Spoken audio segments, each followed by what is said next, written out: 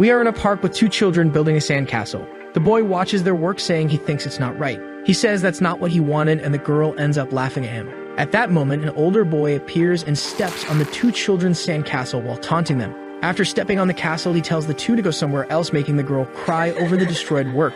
Then the boy who was with her stands up to respond to the bully. Our protagonist tells him to get off the sandcastle, but this makes the bully angry and he asks what he was saying. The boy shows his irritation, telling him to take his foot off his castle.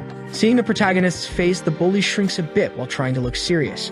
At that moment, a foot appears in front of him, almost like a shadow. In an acrobatic move, the protagonist manages to land a kick on the bully's face. With that blow, the bully is knocked down hard. While the protagonist remains ready for a possible attack, the bully slowly gets up while cleaning his nose. Then he notices he's bleeding and gets even angrier with the boy. But instead of retaliating, he starts to cry, asking for help. This leaves the protagonist without reaction while his friend hides behind him for protection. A few minutes later, the bully returns with a bandage on his nose and his older brother asking if it was the boy who hit him. Our protagonist just stares at the older brother seriously, which annoys him for not getting an answer. The older brother tries to convince the boy to talk, but he just dodges. This irritates him even more, and the protagonist mentions he never learned martial arts. While the older brother insists on trying to touch the protagonist, he just dodges everything. When the protagonist notices a gap, he lands a kick between the older brother's legs, which scares the younger one. At that moment, the younger bully complains to the protagonist about what he did to his brother. Our protagonist mentions that even without knowing martial arts, he's always been a troublemaker. Although he didn't care about those childhood fights, remembering it only became a problem when he grew up. A few years later, the protagonist was attending 5th grade at Moon Elementary School. While going to school, he ends up being called by a group of high schoolers to an alley. The high school boy asks him to do them a favor while showing a very suspicious look. Then he puts his arm over the protagonist's shoulder, saying he too was once a student at Moon Elementary. So the high schooler starts pushing the protagonist into the alley where his friends were. One of his friends mocks the high schooler, Austin, saying he had a talent for it, while the girl in the group tells him to hurry up. The high schooler looks at him with an even more suspicious look, asking if he would help them. Our protagonist turns to him and asks what they want. This question starts to irritate the high schooler, who tells him to hand over all the money. Then the protagonist says that the high school students were so poor they needed to go get it from children. At this, the group starts to laugh at Austin for being provoked by the boy and say that the protagonist was angry. Austin loses his patience and tries to deal with the boy alone. But the protagonist shows he knows how to deal with people like him. After dodging a few times, the group starts to take an interest in it, with the girl saying she was rooting for the protagonist. Seeing that this could attract a lot of attention, the other boys decide to help Austin deal with him. At that moment, the protagonist lands a knee on Austin's chin. With Austin knocked down, the protagonist faces the rest of the group, waiting to see their response. A second boy approaches, hitting him with a punch in the face, making him be dragged across the ground with the impact. A second high schooler shows irritation with the protagonist and decides to teach him a lesson. But the protagonist says he never felt fear or thought about what would happen after, as he picks up a brick from the ground. He says he knew exactly how to react, and then he uses the brick and hits the high schooler hard on the head. With two knocked down, the other members of the group are speechless while staring at the protagonist. Their leader, Austin, whom they believe would be the school leader, was knocked out with his head bleeding. This causes the others to lose their heads and go after the protagonist for revenge. But he advances against them with the brick, saying he believes he was born this way and that he never loses in a fight. The girl in the group is in shock while someone trembles beside her, begging for help, seeing everyone being knocked down by the protagonist. His brick in hand was completely stained with blood from his attacks. When the protagonist turns to the girl to find out what she intended to do, he looks at her in a frightening way. A few minutes later, at the police station, the officer asks if he was really serious that he had done all this. But the boy just remains quiet, leaving the officer waiting for some answer. At that moment, a woman arrives in the room with a coat and panting while calling for her son Seth. She apologizes to the officer while he just says it was all right, still awkward about the situation. After that, the two leave the police station without saying anything, with the woman watching her son. She asks if he was hurt, and he shakes his head no. Then she bends down to talk to Seth, asking him to promise one thing, which confuses him. His mother asks him to promise that he would no longer fight with anyone. Seth nods, agreeing, saying he had no other choice because he didn't want to see that sadness in her eyes anymore. She thanks Seth for the promise, but he remembers that at the time he didn't know the truth behind that sadness. Time passes and Seth arrives at high school, still having the same determined expression from that time. A boy opens the door with all his might while calling for Seth, clearly looking for a fight. Then he invades the room and lands a kick on Seth's back while asking if Seth thinks he's funny. With that kick, he ends up being thrown against the wall. The boy tells Seth to just obey him, and if he needs money to give to him, to ask someone else. Seth gets angry and thinks about retaliating, but he hesitates and simply apologizes. But then the boy throws his head to the ground and tells him not to do that again. He even says that he should be careful, especially near him, if he doesn't want to have problems. After the boy gives that warning, he leaves the room while surrounded by his friends who watch Seth laughing at him. Our protagonist clenches his fist while trembling with anger until he takes a deep breath and just says he did well in not reacting. Upon arriving home, his mother observes him and notices something. She works at a restaurant asking him how school was, and he just says it was great. He asks how the restaurant is doing, and she says it's going very well. Seth says all he wished for was to see the smile on his mother's face, no matter what happened. But at that moment, a black car appears on the street in front of the restaurant. As they go out to check what was happening, they notice there were several cars and some men got out of them. These men appear with a funeral photo saying that man had passed away, which shocks his mother. Seth is startled seeing his mother collapsing and asks what was happening. He looks back at the photo and remembers that on that day, something had happened to them.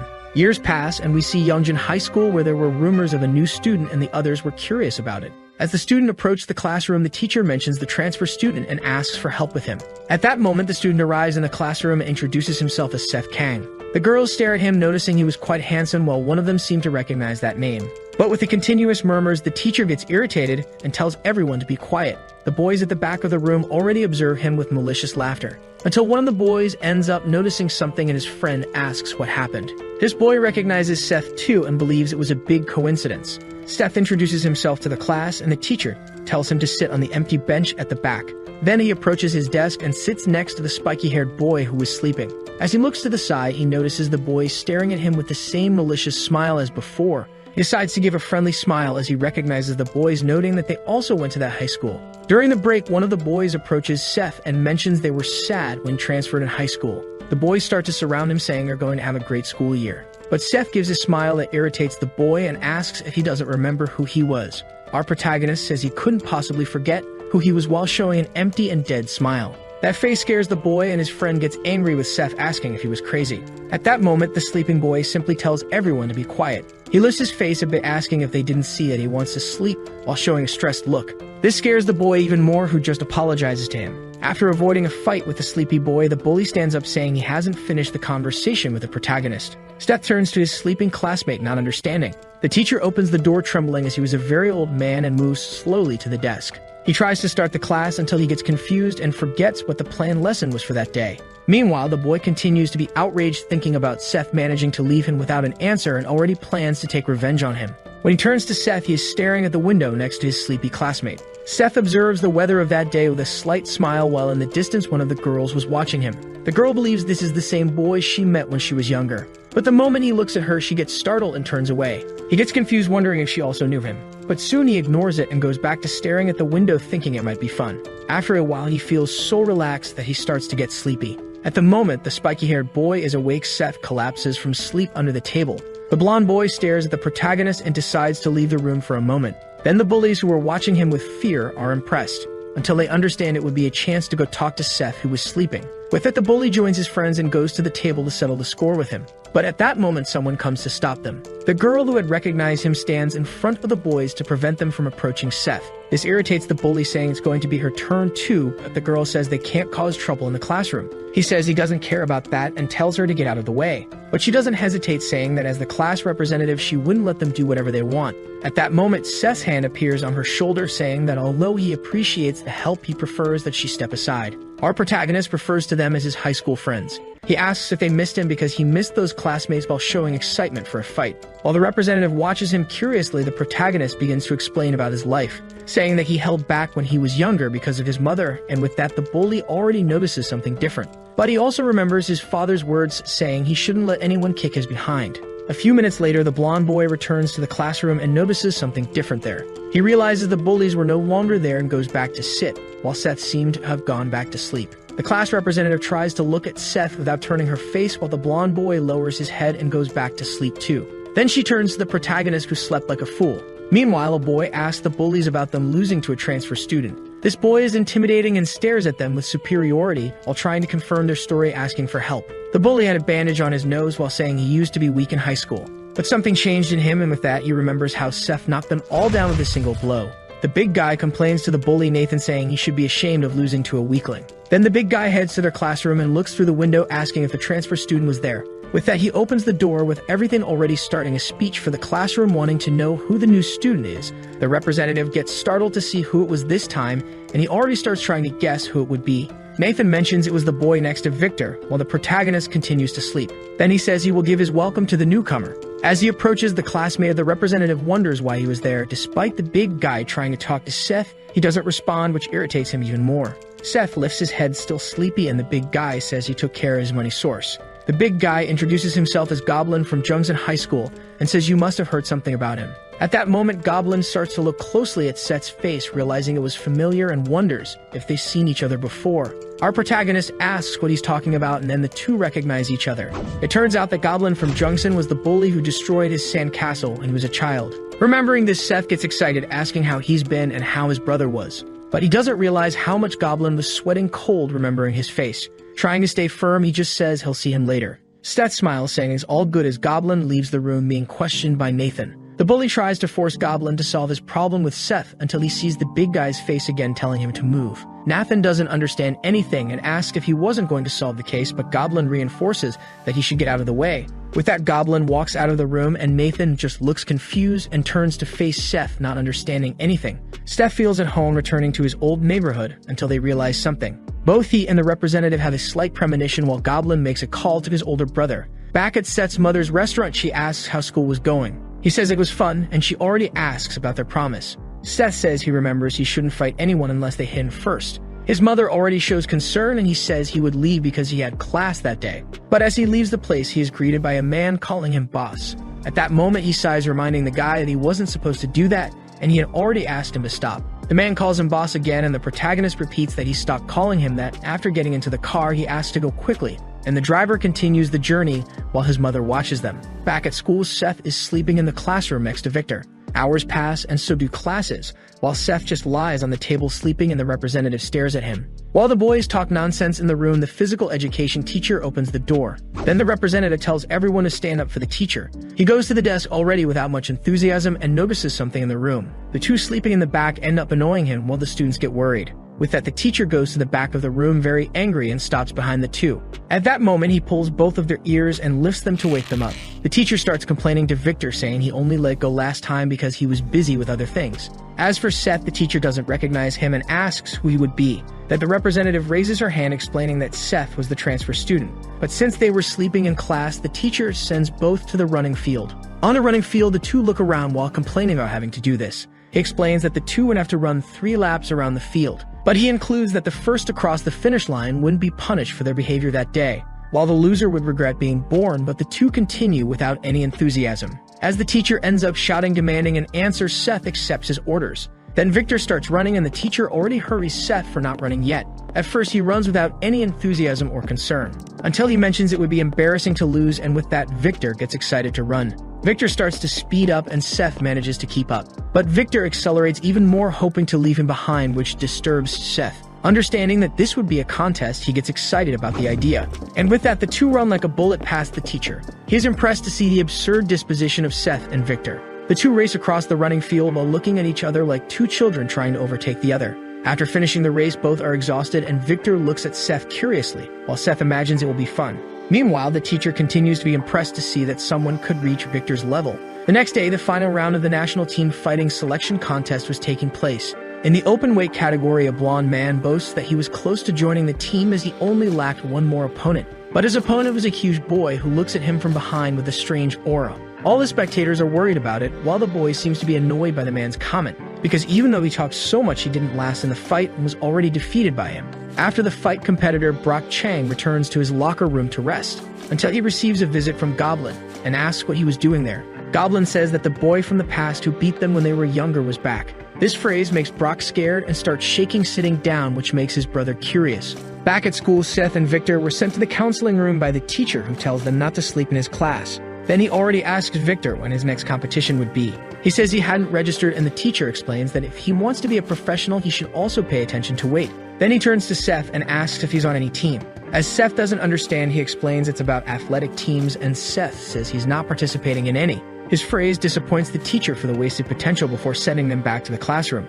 Arriving in the classroom, the elderly teacher tells them to sit in their places. The two look at the teacher just before lying down, and while looking at each other, they fall asleep again. At the end of the afternoon that day, Brock goes to the school to try to find Seth, wondering why right in that place. At that moment, everyone starts to spread that Brock was back at school and keeps all the boys attentive to it. He goes to the student council room where the president asks if he came back again. Meanwhile, in Seth's room, he continues to sleep and Victor is already getting up to leave. Victor starts to run until he passes by Brock, calling him Broomhead, asking where his class was. But as he ignores him, Brock grabs his shirt, forcing Victor to answer. Then he warns that if he didn't let go, he would have problems. Brock starts to laugh, asking if he doesn't know who he was. But Victor admits he has no idea who he was, and this irritates Brock. At that moment, Victor lands a punch on the chin to make him let go of his shirt. With that, he already strings together a series of punches against his opponent. But Brock stretches out his hand, going after his neck. Brock starts pressing Victor while holding him, asking if that was all he could do. He acknowledges that Victor had potential while holding him, but he introduces himself by saying he will finish him off unless someone reprimands him. As he turns around, he notices the PE teacher nearby and asks if he was fighting again. Steph sees the fight happening as he leaves and wonders what was going on at that school, even without knowing it was because of him. Meanwhile, in the student council room, they are organizing a meeting. President Jason Chin starts by saying they know why they are gathered. He explains that Brock is back, and even though they don't know the reason, he will cause trouble. He introduces Brock as the national wrestling representative and Victor as the featherweight boxing champion. He goes on to say that the fight between the two was stopped by the PE teacher. One of the council members asks why Brock returned and imagines he just wants to cause more trouble. This member was the Taekwondo club captain, Gabe Yu, who wonders if Brock shouldn't be preparing for nationals. However, someone responds that this is his school too, so he doesn't need a reason. But Gabe asks if they are saying that Brock missed the school. Jason asks Sam if he knows anything about Brock's return since they've known each other since they were kids. Sam mentions that Brock said something about fetching the new kid, even though he doesn't know why. This leaves Jason confused about Brock's motivations as the meeting continues. At that moment, Seth is leaving school to go home. He notices a black car parked and finds his driver sleeping while waiting for him. After waking him up and teasing him, they head home, observed by the class representative, Sophie.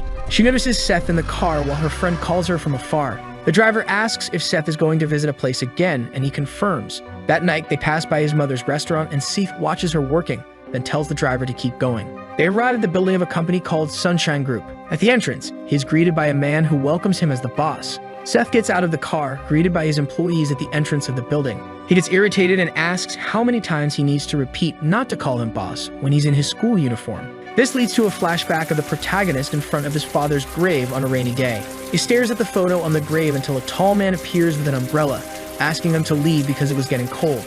Our protagonist asks what kind of person his father was. The man replies that his father became the strongest in all of Korea with nothing but his fists. Seth asked about his mother and why he was never around. The man mentions that his older brother always took care of him. He explains that sometimes his father would leave work just to see him. While Seth is impressed by this revelation, his uncle mentions his father's last words. He said not to let anyone kick his butt because it was shameful. They recall watching from afar as Seth was bullied by his schoolmates. Back at the school, President Jason goes to the protagonist's classroom with his partners and tells them to wait outside. When he enters the room, he immediately notices the two troublemakers sleeping while the rest of the students are worried about his visit. Sophie is impressed by the president's visit, while her friend thinks it would be a good idea to change classrooms. Jason greets Sophie, and when she asks what he is doing there, he asks who the new student is. She asks if he did something wrong, and Jason explains that he just wants to ask some questions. At that moment, Seth wakes up making a lot of noise, catching their attention. As soon as Seth faces the president, he is called to the student council room. But he asks who he is, making Sophie worried before explaining about Jason. Our protagonist thanks him for the visit and asks if they can talk right there. Jason begins to lose his patience with him and simply asks him to follow along with Victor before leaving the room. Sophie says the president is a nice guy and asks him to just do what he says. Right after, he nudges Victor to wake him up and explains what happened. Upon hearing this, Victor jumps up, knocking over his chair, wondering what was happening to everyone. He heads to the council room and Seth asks Victor to wait for him. Then he notices the class representative watching him. To calm her down, he gives a slight smile, saying he'd be right back while following Victor. In the council room, Victor drags the chair he brought. After arranging it, he sits down, asking why he was called to that room. Jason adjusts his glasses and gets straight to the point, asking if he knows who Brock Chang is. Both of them are confused until Victor starts to remember the fight with the guy from the previous day. Jason explains that until 2 years ago, this school was for athletes. The government sent the most talented athletes from all over the country to study there. Victor asks why he was there if everyone knows this story, although the protagonist has no idea about it. Jason continues, explaining that currently it's just an ordinary school because of Brock, who caused many problems until he left. But now Brock is back to find the new kid, which makes everyone curious. The president asks what their relationship is, and Seth stays silent for a moment. He admits that he has no idea who Brock Chang is, which leaves everyone even more confused. Meanwhile, in the counseling room, the teacher talks to Brock, saying he heard he was on the national team. He asks why Brock doesn't seem happy since he thought that was his dream. Brock simply stands up and says he's leaving while the teacher calls him for a final piece of advice. The teacher tells him never to give up on sports no matter what happens, but Brock just stares at him and leaves the room, letting the door close behind him. Back in the student council room, Jason explains what happened during Brock's time, saying several students were suspended. When he arrived to see what was going on, it was too late because Brock had taken down several students and faced Jason all bloody. Many students had athletic careers and were forced to abandon them, while Brock was nearly sent to juvenile detention and expelled. He explains that a judo team member was going to the national team but was stopped by what happened. After this incident, the school was abandoned by sponsors and became an ordinary school, with the clubs remaining intact. Jason mentions that the one who helped Brock was the teacher, preventing him from being punished and introducing him to a team. While Seth starts to tire of the story, the president again mentions that he came back because of him. Victor begins to get irritated, looking at Seth curiously about this, while the protagonist continues to understand nothing. At the end of the day, the two are leaving school while the representative waits for them outside. Our protagonist notices her there waiting, and Victor ends up giving a teasing smile. Sophie asks if he's okay, and Seth confirms, which makes Victor exit the scene wishing him good luck. Steph continues to be confused about it while Victor says goodbye to both. He asks if Sophie was waiting for him, leaving her without an answer. Then she puts her bag in front of her face, trying to formulate a phrase, and Seth continues not to understand, until she asks if he remembers her while trying to look at him directly again. But he responds that she is the class representative, which irritates her. Sophie tries to help, asking if he remembers when they were little, and he says he knew. Steph mentions that he remembers her from spring daycare and that they were very close friends at the time. The representative gives a slight smile while Seth continues talking about how they used to play a lot at his house, which makes her smile. They remember various moments together, from playing in the trees to her kissing his face. Then he says she doesn't need to worry because he wouldn't tell anyone she kissed him while pointing to his face. Steph explains that they were children, but then she becomes quite disheartened while he asks if she waited so long just to ask that. At that moment, the student council members start to leave, and she complains, asking who said she was waiting for him. She follows the president and leaves with the council members, leaving Seth alone. Seeing the two talking, the protagonist believes they get along very well and just smiles. As he goes the opposite way, he remembers when they were children. Our protagonist smiles as he continues on his way until he sees the car for his ride stopped again. He finds his driver sleeping again and starts to get into the car until he is greeted by the still sleeping driver. Then, when he asks why he is always so nervous, the driver wakes up, apologizing. Again, he asks if he should pass by his mother's restaurant so he can see her. Seth says no and asks them to go straight to the company. Arriving at the Sunshine Group building in the president's office, he shows boredom with the paperwork. He starts to shuffle through the papers, asking what he should know about these matters. But his uncle asks him to speak more professionally when at work. The two stare at each other, and the protagonist asks if he really needs to do this since he's not officially the president yet. However, his uncle reminds him that the Sunshine Group is the product of his father's work, and as the only son, he should inherit it. Our protagonist says he's only 17 and doesn't know much about these things. With that, his uncle gets irritated, saying that Sunshine is not an average corporation. He mentions that the roots of Sunshine are what people call gangs, explaining that they only appear legitimate. Their company handles numerous illegal businesses that have arisen in the underworld in every possible sector. His uncle calms him, acknowledging that he still has 2 more years before he truly takes over the business. But he already advances that this means nothing for the business because he is the son of the boss whom all the executives have accepted. Our protagonist sighs until they receive a call. Then Seth's uncle answers the call, and someone says that the people from Busan were there, but the call is dropped. He gets deeply irritated until a door is kicked open, and the uncle asks what they think they were doing. At that moment, the boss of the Busan group, Derek Paik, invades the room, asking if he wasn't welcome there. While the uncle says that it was betrayal, Derek responds angrily that he doesn't accept Seth in power because he's just a boy. His attitude irritates the uncle so much that he needs to be stopped by Seth, who intervenes in the conversation between the two. Our protagonist stares at him and asks how Derek's nose was with that. He replies that he was careless last time, and Seth asks if he would like a rematch. This excites the protagonist, saying it was the perfect time because he was in a very bad mood, and he jumps on Derek. Derek can't react while the protagonist approaches him, and then a noise of something being crushed is heard. The next day back at school, Seth says goodbye to the driver while Jason watches him arriving at school. The two stare at each other, and Seth enters through the gate while they remain alert to Brock. Meanwhile, Brock orders his brother to bring the protagonist by any means, and then Jason notices him from afar watching the entrance. In the council room, the president explains the situation and asks them to avoid fights with Brock. Gabe gets irritated by this, asking who he thinks he is and why they should be careful with him. Sam explains that since Brock is a national representative, he has no reason to fight with them. But this only irritates Gabe even more because the current situation of the school is his fault. The president puts an end to the discussion, saying they couldn't do anything about it. This phrase makes Gabe lose his head, remembering that they all went there because it was an athlete's school that lost everything because of him. Everyone acknowledges that it was true, although they can't do much about it. Gabe gets furious and kicks the chair, complaining that he needs to recover what Brock took from him and that he would do it at all costs. Meanwhile, Goblin goes to Seth's room and finds him sleeping again. Very carefully, he wakes him up, calling him to talk outside the room. Seth says he's sleepy and Goblin says it's important, which makes the protagonist agree and go with him. Our protagonist asks if he wants to talk outside, and he confirms while Victor watches the two leaving the room. As they leave through the corridors, Sophie worries about what will happen. Back in the schoolyard, Brock is bored after defeating all the students Gabe called to help him. Brock asks if that was all they had, and Gabe gets angry with him. The athlete delivers a kick against Brock, who blocks with his arm. But at that moment, Brock grabs his leg, saying he hopes he has said his prayers. Then he pulls Gabe by the leg and throws him hard against the ground.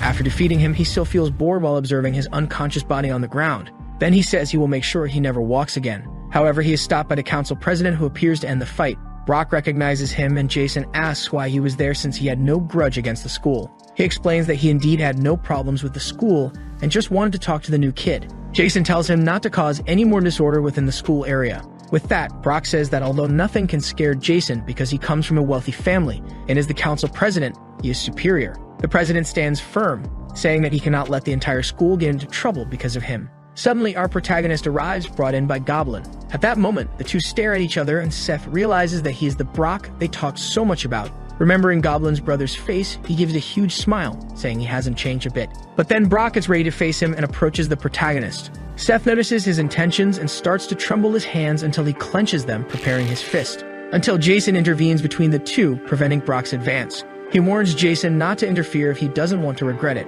However, the president remains firm in his decision, ordering them not to fight at school. Brock finally loses patience with the president and decides to attack him. With that, Seth asks Jason to get out of his way while pushing him aside. Our protagonist believes he came to see him while the two remain unresponsive to his attitude. Jason tries to threaten Seth so they don't cause more problems for the school, and the protagonist assures that he won't let anything happen. He asks to go fight in the gym as there were many people there. He also mentions that they can choose any form of fight they want because he doesn't care. Brock remains silent, staring at him, and Seth says he's not afraid of him. Then Brock raises his hand to attack him, and Seth asks if he looks like someone who is afraid of a fight. His look surprises both spectators until Seth says they will fight as sportsmen and asks where the gym is. With that, rumors of a fight begin to spread throughout the school, saying it would take place near the boxing club.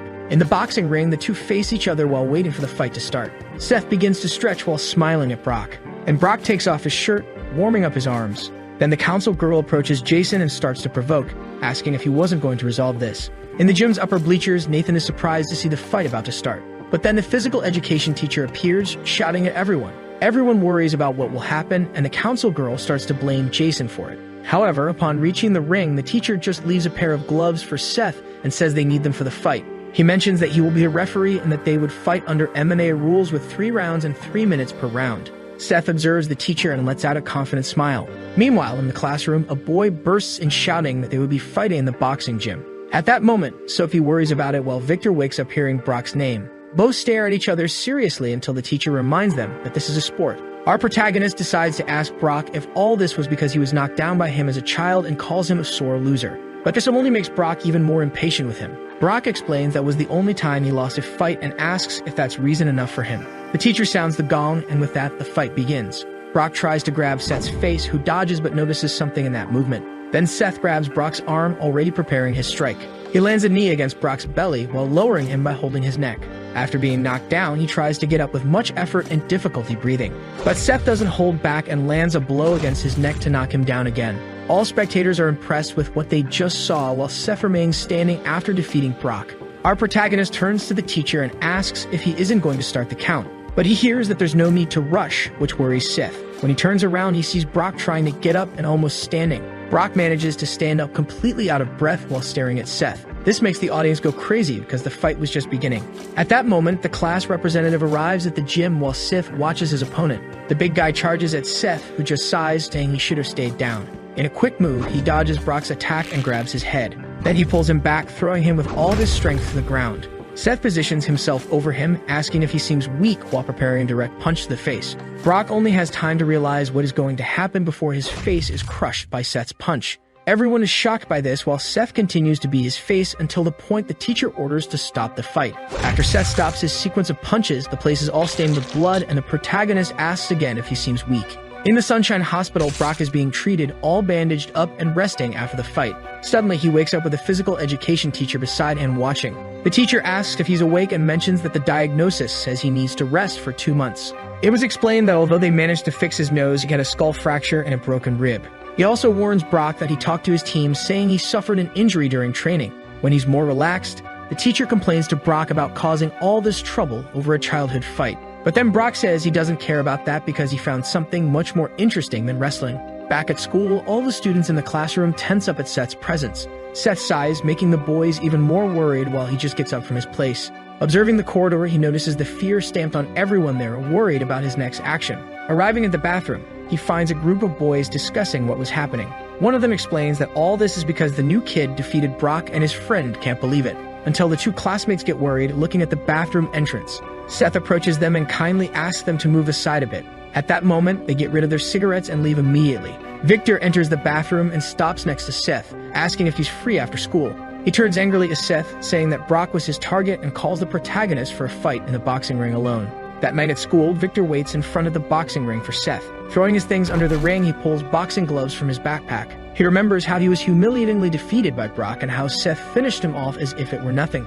Victor gets angry with himself, realizing he was afraid of Brock. Hours pass and Seth doesn't show up, which further irritates Victor, who continues to wait for him. Meanwhile, at the Sunshine Group building, Seth is trapped with piles of documents. He tries to get out of it, saying he has to meet a friend. But his uncle says he can't, and Seth explains that his friend is waiting for him. Still, this uncle insists he can't go, and Seth just looks at him, disheartened. The next day, Victor is firm in his intense boxing training at the gym.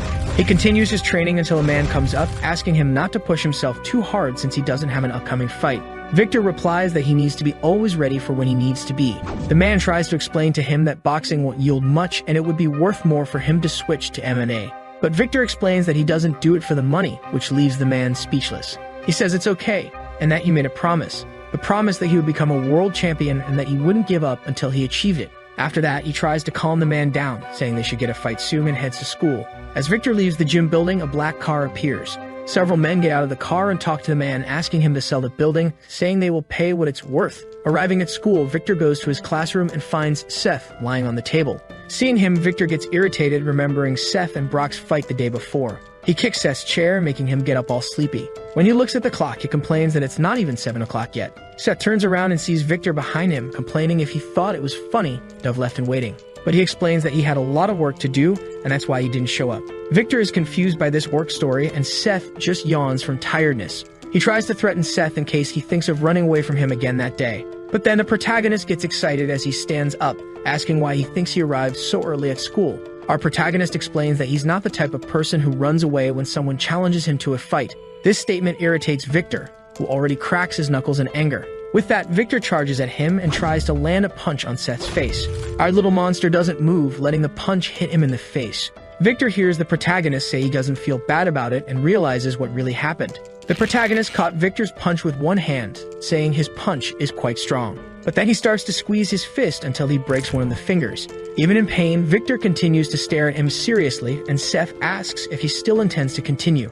At that moment, Victor prepares a punch with his other fist to knock Seth down. But all his punches are dodged until he corners himself against the wall. Victor charges at him, taking advantage of the situation, and prepares a direct punch to the protagonist's face. But Seth simply slaps his fist down, dropping Victor's arm, which impresses him. Trying to continue the attack, Victor prepares his other fist to strike. Our protagonist gets tired of being on the defensive and goes on the attack, until a boy arrives in the classroom and is shocked by what he sees. At that moment, Seth was almost being hit by Victor while he was about to land a punch on him.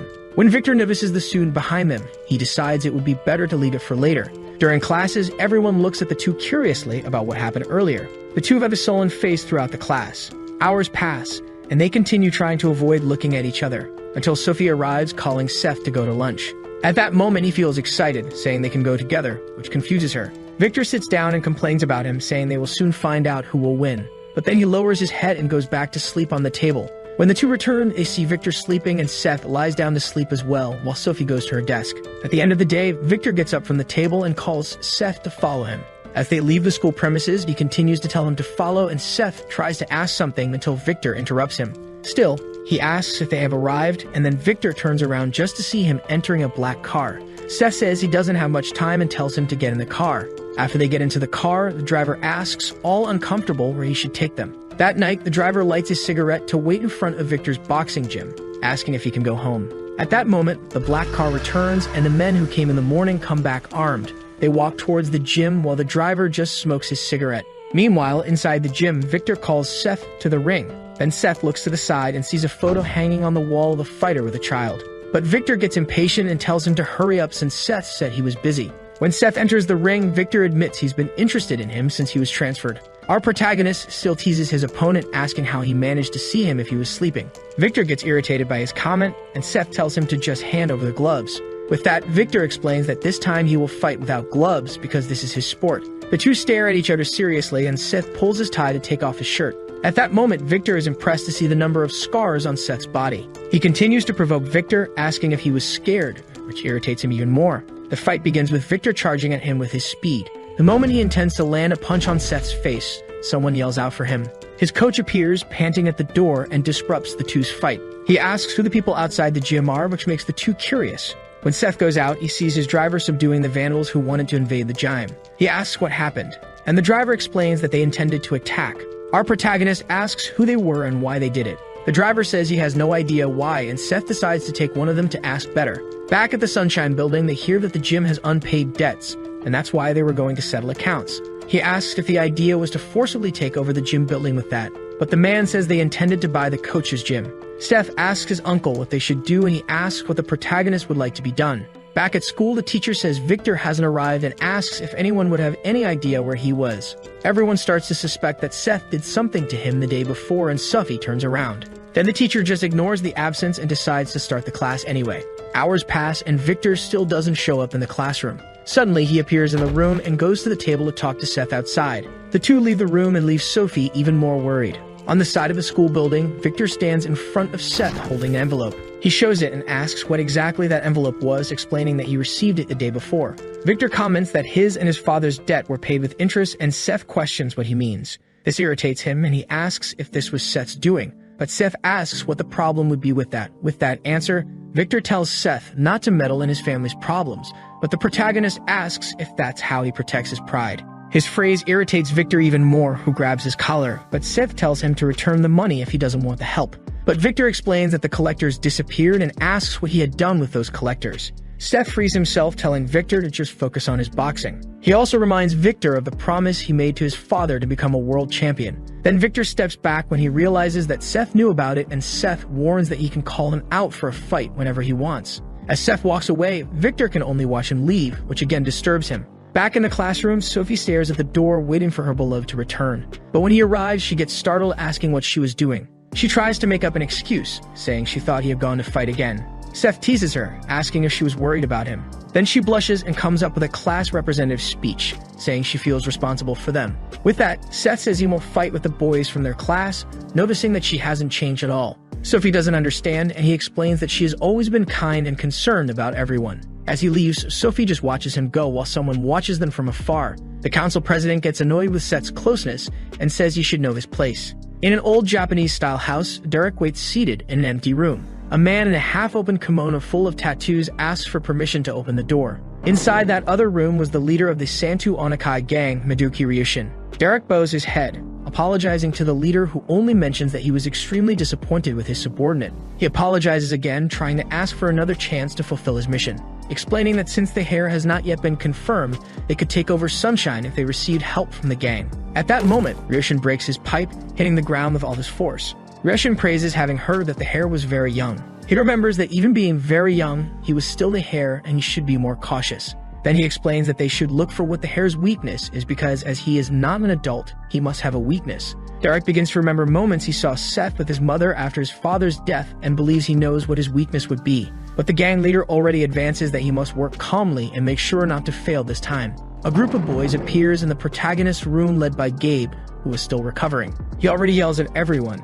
asking who the new kid was, and Seth introduces himself. Gabe looks at him angrily, asking if it was him who defeated Brock, and calls Seth out of the room. But this time Seth stays in place and asks if they think he's a dog to go when called. This irritates Gabe until Victor arrives, telling him to get out of his way. When the other boys notice who it was, they become worried. Gabe gets angry at that, and Sam appears in the room, telling him not to touch the new kid. Sam mentions that he would join the judo club, leaving everyone confused. The two argue in the room while Seth continues to be confused by this whole story. But then another person approaches the room thinking they had guests. At that moment, he observes the corridor, noticing a group of people approaching. The head of the Moon Club, Damien Cha, complains to the boy who was approaching for going there too. That boy was the head of the Kendo Club, Scott Choi, who also brought a group of students. With that, Seth sighs, asking what was happening while fixing his hair. Seeing the mess this was becoming, Sophie calls everyone's attention. She says that because of them, the whole class was uncomfortable. Each of them gives their excuses for why they were there, and Sophie simply expels everyone from the room. After closing the door, she turns to Seth, saying he can be more at ease now. Except she forgot the main door where they try to re-enter. Ignoring Sophie, everyone comes back to surround him to call him to the sports clubs. While Seth thinks about what he should do with these people, Sophie just tries to expel them from the room. At that moment, the physical education teacher appears, complaining to everyone. After everyone stares at each other, the teacher says he understands what happened and sends everyone to their rooms. Seeing that they wouldn't have much to do, everyone leaves the room with Gabe warning that he would come back to talk to him later. The teacher calls Seth to the counseling room, but he doesn't understand what happened. In the counseling room, the teacher remembers that they were an athlete's school and tries to ask him to join a club. Seth is confused by the request until the teacher remembers about Brock. He explains that Brock was like him in the first year, with all the clubs wanting to call him to their teams until he got involved in the fight. Our protagonist understands that the teacher wants to prevent him from causing problems, replying that he's fine. But he already advances that he doesn't have time to dedicate himself to sports. The teacher gets irritated, asking how busy he could be being a first-year boy. He believes that Seth was just joking around, and the protagonist says he's more than he seems. He also advances that those who should be there were the students, not him. With that, the teacher is left without an answer, and Seth asks him to tell the students not to bother him anymore. Seth completes, saying that he doesn't run away from a fight. Meanwhile, Jason listens from behind the door, returning to complain about him for finding him arrogant. Jason heads to an abandoned building of the school where a group of boys gather to smoke. A boy is impressed by the presence of the council president there. He asks what the president wanted, and he replies that he would like their help to get rid of someone. At the end of the day, Seth is leaving school and heading to his car. As he passes through a gap in a wall, a guy emerges from behind him with a piece of wood and hits him. Some time passes, and Seth begins to regain consciousness in front of the guy Jason was talking to. The boy smiles and starts talking to him while Seth stares at him with his injured head. When he manages to stand up, the boy with a piece of wood hits him in the back. Then Seth stares at him seriously and gets annoyed with the protagonist's look.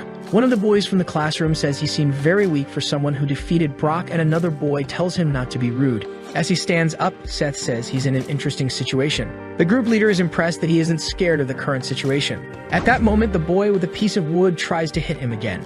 But this time, the protagonist is prepared and ducks, aiming a punch at his hand. This blow returns the attack and disarms him, sending the wood flying into the air. With that, the group leader is impressed with the move while the boy screams in pain from the blow. His hand was completely destroyed, and Seth just says he was being too noisy. Then he lands 2 punches on him, knocking him down before asking who those people were. While the leader is speechless, Seth says he doesn't care much about who they were and just wants to resolve this quickly. The leader says he's arrogant and orders everyone to go after him, making the group surround the protagonist. Seth observes his adversaries well, and when the leader orders them to attack, they all charge at him. Our protagonist lets out a slight sigh, preparing to fight, and when he's ready, he starts knocking down his adversaries. One by one, they are knocked down by Seth's blows, while one of them tries to catch him off guard with a chain. Seth manages to free himself, hitting his face while another henchman tries to grab him from behind. But the protagonist pulls the chain boy, throwing him against his other sneaky adversary, knocking them both down. At that moment, he grabs the chain, saying it was fun while showing a sadistic smile.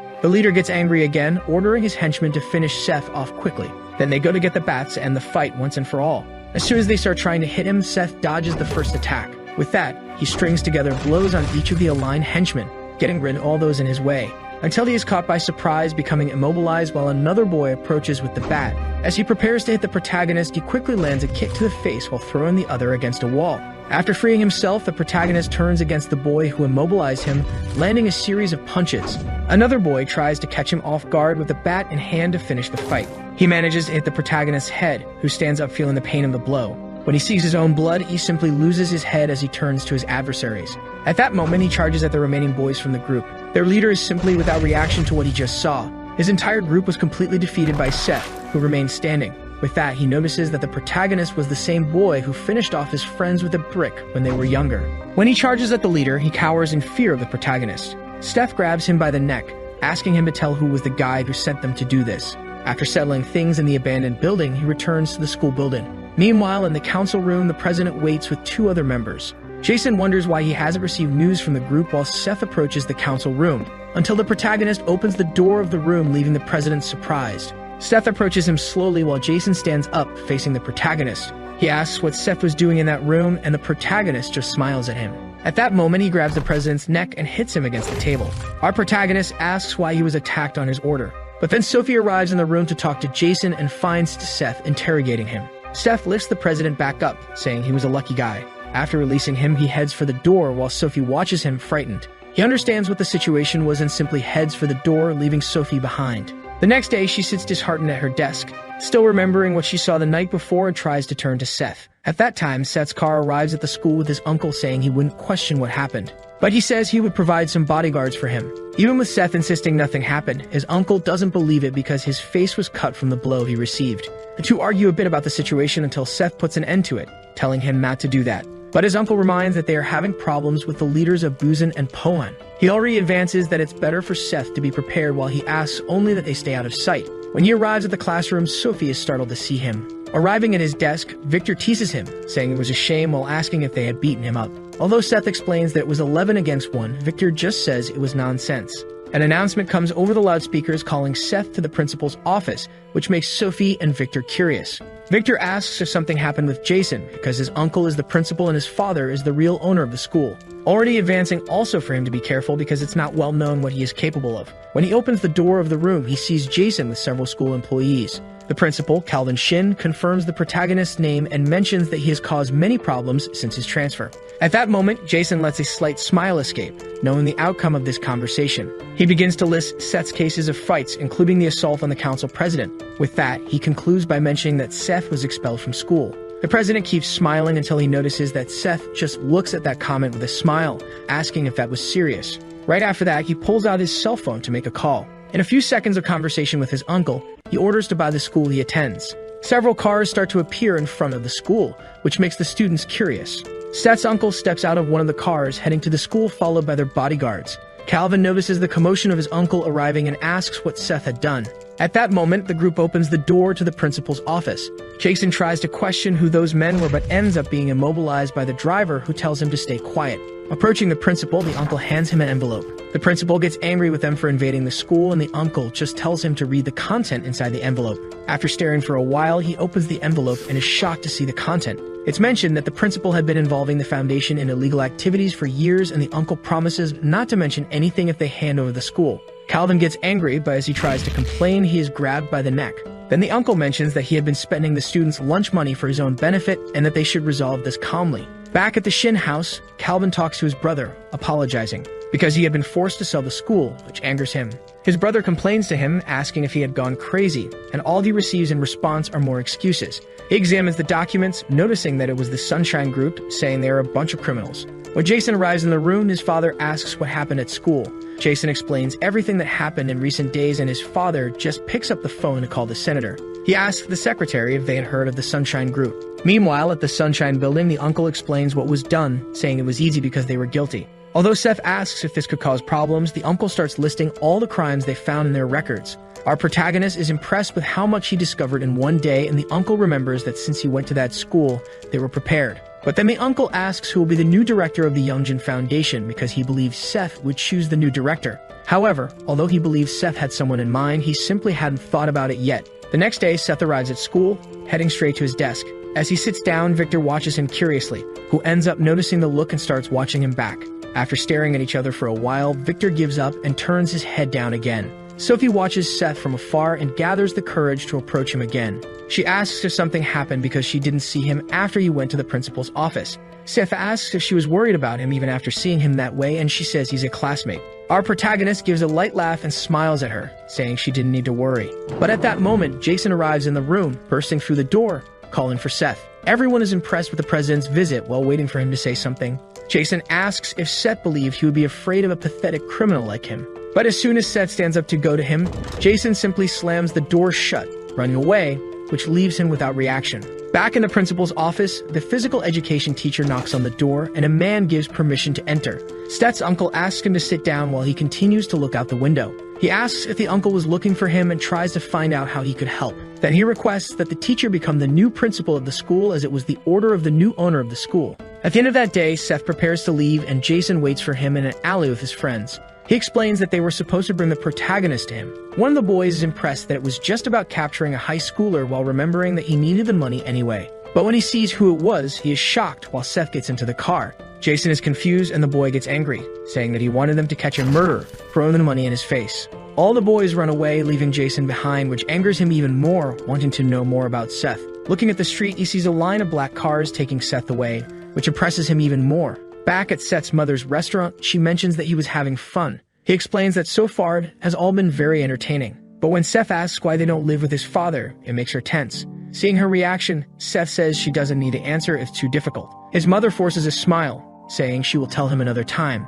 With that response, Seth just excuses himself from his mother, leaving the restaurant while she watches him worriedly. Then she remembers the moment Seth's father asked to separate for a while when Seth was a baby. She revolts, asking to stay together while his father says he wouldn't want to put the two of them in danger. Seth's mother looks at her son and understands her husband's concern. Back in the present, Derek arrives at her restaurant saying it's been a while since they saw each other, which worries her. On the way to school, the uncle explains that the physical education teacher would be the new principal. While analyzing the school's data, seeing that it was in poor condition, Seth asks if they can use the company's money. The uncle's plan was to invest $3 million or more with the intention of making it an athletic school again. Seth wonders if it's possible, and the uncle explains that the students can help with that. He emphasizes that in Korea, money is power, and Seth remembers that they have money. Back at school, the two classmates are sleeping during the old teacher's class, until suddenly, Seth's cell phone receives a call from the head of the boozing group. When he answers the call, he hears Derek trying to provoke him, but gets annoyed that Seth doesn't recognize him. When he tries to explain the reason for calling, Seth warns that he was in class time and hangs up the call. Seeing that he would insist on calling back, Seth turns off his cell phone. Meanwhile, in a building under construction, Derek hears the notice that the phone was not available. This irritates him greatly while Seth's mother just sits in front of him. Derek orders his henchmen to go after him, thinking that this time he will finish Seth off. At that moment, the protagonist was dreaming about Victor's spiky hair, imagining he would get hurt trying to touch it. At the end of the day, Seth leaves school, finding a silver van stopping in front of the school. Derek's henchmen get out of the van, stopping in front of Seth. Our protagonist asks who those two were, and the henchmen ask him to follow them. At that moment, the driver arrives and asks what they thought they were doing. When the henchmen turn around, they recognize the driver Rod, who gets angry with them for trying to boss his boss around. Seth talks to them again, asking what they wanted, and then one of the henchmen pulls out his cell phone from his suit. They explain that it was a request from Derek, and Seth takes the cell phone from their hands. As soon as Seth looks at the cell phone, he is startled to see his mother sitting in a chair in a kind of captivity. The henchman asks him to follow them again until he notices Seth's furious expression. Using the hand with the cell phone, Seth lands a punch on one of the henchmen. When the second one thinks of retaliating, he throws the cell phone to distract him and land a blow.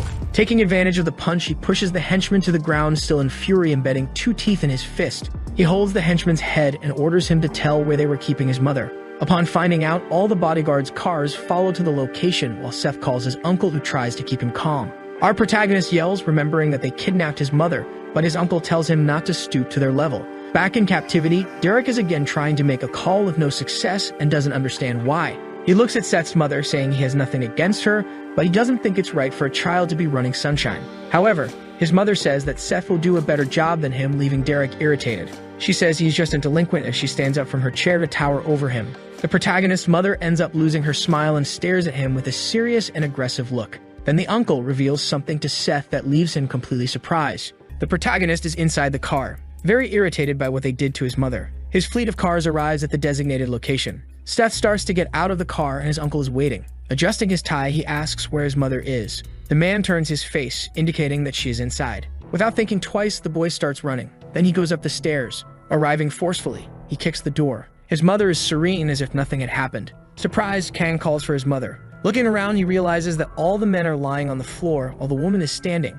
Derek is being held by his shirt. In the background, the boy asks what is going on. Seeing that it is his mother standing, he is in shock. Suddenly, his uncle arrives, apologizing to the woman, saying that he will leave the rest to her. Terrified, the man starts screaming. begging the boy to save him. Hurt and trembling with fear, he keeps repeating for them to save him. Then the woman walks away. Bowing his head, the uncle shows his respect for her. Leaving the place, she tells her son to go as they need to open the cafe. Frightened, he looks at his mother while she remains serious. Sometime later at the cafe, Seth asks about what happened. Dodging the question, his mother asks what he means by that. Curious, he asks how she managed. Smiling, she replies that it is a secret, which leaves the protagonist even more confused. However, she makes it clear that she will tell him everything when the right time comes. But the boy says he doesn't understand. Happily, she says that he doesn't need to understand because she is still his mother no matter what happens. After her response, he just stares in silence. Outside, the driver is smoking calmly. Getting out of the car, the uncle arrives. Quickly, the driver bows.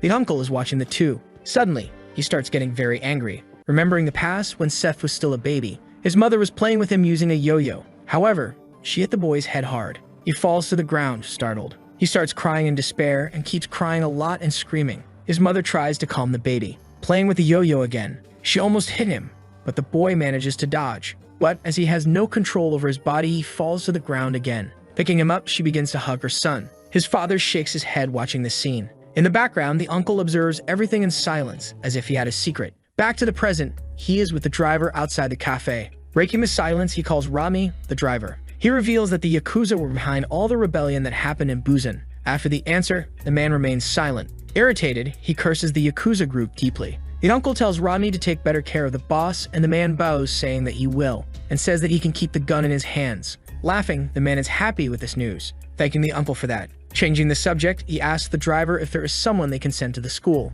He explains that the leader of Santu Onikai, named Midaki Ryushin, is going after the boss and that they need more bodyguards. This catches the man's attention. Then he continues saying that he needs to find someone capable of pretending to be a new student. Sometime later at Sophie's house, she is a little upset while eating. Her father watches his upset daughter. Curious, he asks if something happened to her. The girl responds that it's nothing. Concerned, her father says that if someone is bothering her, she just needs to say, and he will handle it. Laughing, she says that he is a prosecutor and shouldn't say such things, and her father replies that the most important thing is that his daughter is okay. But the girl says it's not a problem, so he doesn't need to worry. This catches the man's attention. Staring seriously, he says that it seems like something happened. Sophie says nothing happened and asks to finish eating. Annoyed, the man remains silent, while his daughter fills herself with yogurt. Sometime later, on the girl's apartment balcony, her father is on the phone. Talking to Jason, he says he is Sophie's father. On the other side of the line, the president of the council says he was about to call the man. Then he explains that there have been some issues with the new student, and he was wondering if he should inform the father or not. Quickly, the man becomes irritated, gripping the balcony. With much anger, he asks him to tell everything that happened. Meanwhile, in front of the cafe, Kang's mother asks where her son is. The man responds that he is at home. On the ground, she asks if he wants anything, and the uncle says no, he just wanted to say he's sorry. Standing up, the woman tells him not to worry, and the uncle says they will take her home, as it's still not safe. Smiling, she asks if he has already forgotten. Then she comments that she will stay away from her son out of love, and that the man just needs to focus on Seth. After that comment, he remains silent. At his home, the boy is sleeping, tossing and turning constantly, but then he gets up as he can't sleep anymore. The boy is very scared, wondering where his mother is. Jumping to Rod, the driver's story, let's see who the man is. He is someone who has a hobby of racing. Sometime later, at a dojo, this man is smoking his pipe, asking his subordinate if they failed, and the guy says yes. Annoyed, the old man says he can't trust the Koreans. Standing up, his subordinate asks what will happen to Sunshine. Answering with another question, he asks if their leader is in the preparatory, and the man says yes. With a serious look, he orders them to send Akira there. Just mentioning the name, the man is already afraid. However, the old man says they will take him down, and for that, they need to use everything they've got. Meanwhile, at Yeongjum School, several students are in the courtyard. From the window, the new principal just watches. He's the former physical education teacher who became a principal. Adjusting his chair in front of all that paperwork, he sits while sighing with distress, saying that he was just a teacher, and that he will see how all this will work out. Suddenly, the phone starts ringing. Quickly, the principal answers. On the other end of the line, the caller says they are from the Sushine Corporation. Getting the news, the uncle says there will be a new student, ordering him to place the student in the same class as Seth Kang, and the principal questions the reason for that. Hanging up, the man doesn't answer the question. Someone starts knocking on the door, making the principal tremble. Then the person opens the door. Seeing who it is, the former teacher is frightened. It's Brock, who already seems better. Surprised, he asks what the boy is doing in this room since he never comes to school. Looking serious, he replies that he came to congratulate the man on being the new principal and also to ask for a favor. Not understanding anything, he asks what favor he wants. Lowering his head, he asks to let him join the school because he wants to graduate. This leaves the principal very confused, not understanding anything that is happening. In the school hallway, a student is walking. Inside the classroom, the students are listening to the teacher, who quickly says they have new students, leaving everyone confused. Looking to the side, she says he can come in. Then the man opens the door. Everyone in the room is silent. When the new student turns around, all the others are surprised and scared. The teacher asks him to introduce himself. In a casual manner, he says his name is Brock Chang, leaving all the students in shock. Annoyed by the noise, the teacher tells them to be quiet and asks the other new student to come in. The other new student begins to enter, standing side by side with Brock. Introducing himself, he says he is Jun Kim, saying it's a pleasure to meet everyone, and the girls fall in love with the new student's appearance. Jealous, the boys in the room are bothered by this. Nervous, the teacher adjusts her glasses while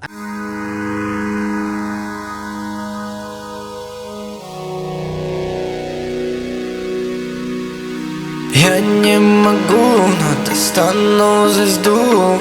Я не могу, но я знаю, куда иду. Я не смогу, это слова неуверенности. Нет, ты не слушай, иди вдоль своей преданности. Преданность, преданность, преданность, преданность, преданность, преданность, преданность, преданность. Я слушаю свое сердце, как оно бьется. Ему не имется, но кроме как смотреть в оконце, краше посмотреть. Asking if these students are really in high school. Turning to the front of the class, she tells the students to take the empty seats at the back of the room. Brock goes first, and as he walks, many students are frightened. The two new students walk towards the back of the room, leaving everyone uncomfortable. Arriving in front of the protagonist, the man just stares. But Seth doesn't feel intimidated at all, letting out a very sadistic smile. Sometime later at school, suddenly, the classic car arrives. The driver tells Miss Akira that they have arrived. She seems to be speaking another language and asks if he's going to this school. Fixing her hair, she says she can't wait to see the protagonist soon. Meanwhile, inside the school, Victor and Seth are sleeping as usual. The two new students are beside them, leaving everyone in the room very scared. The teacher asks if everyone in the class is going on the graduate trip. However, everyone remains completely silent. Breaking the ice, the woman looks to the back of the room, asking if they are also going. Smiling kindly, Jun Kim confirms that he is going.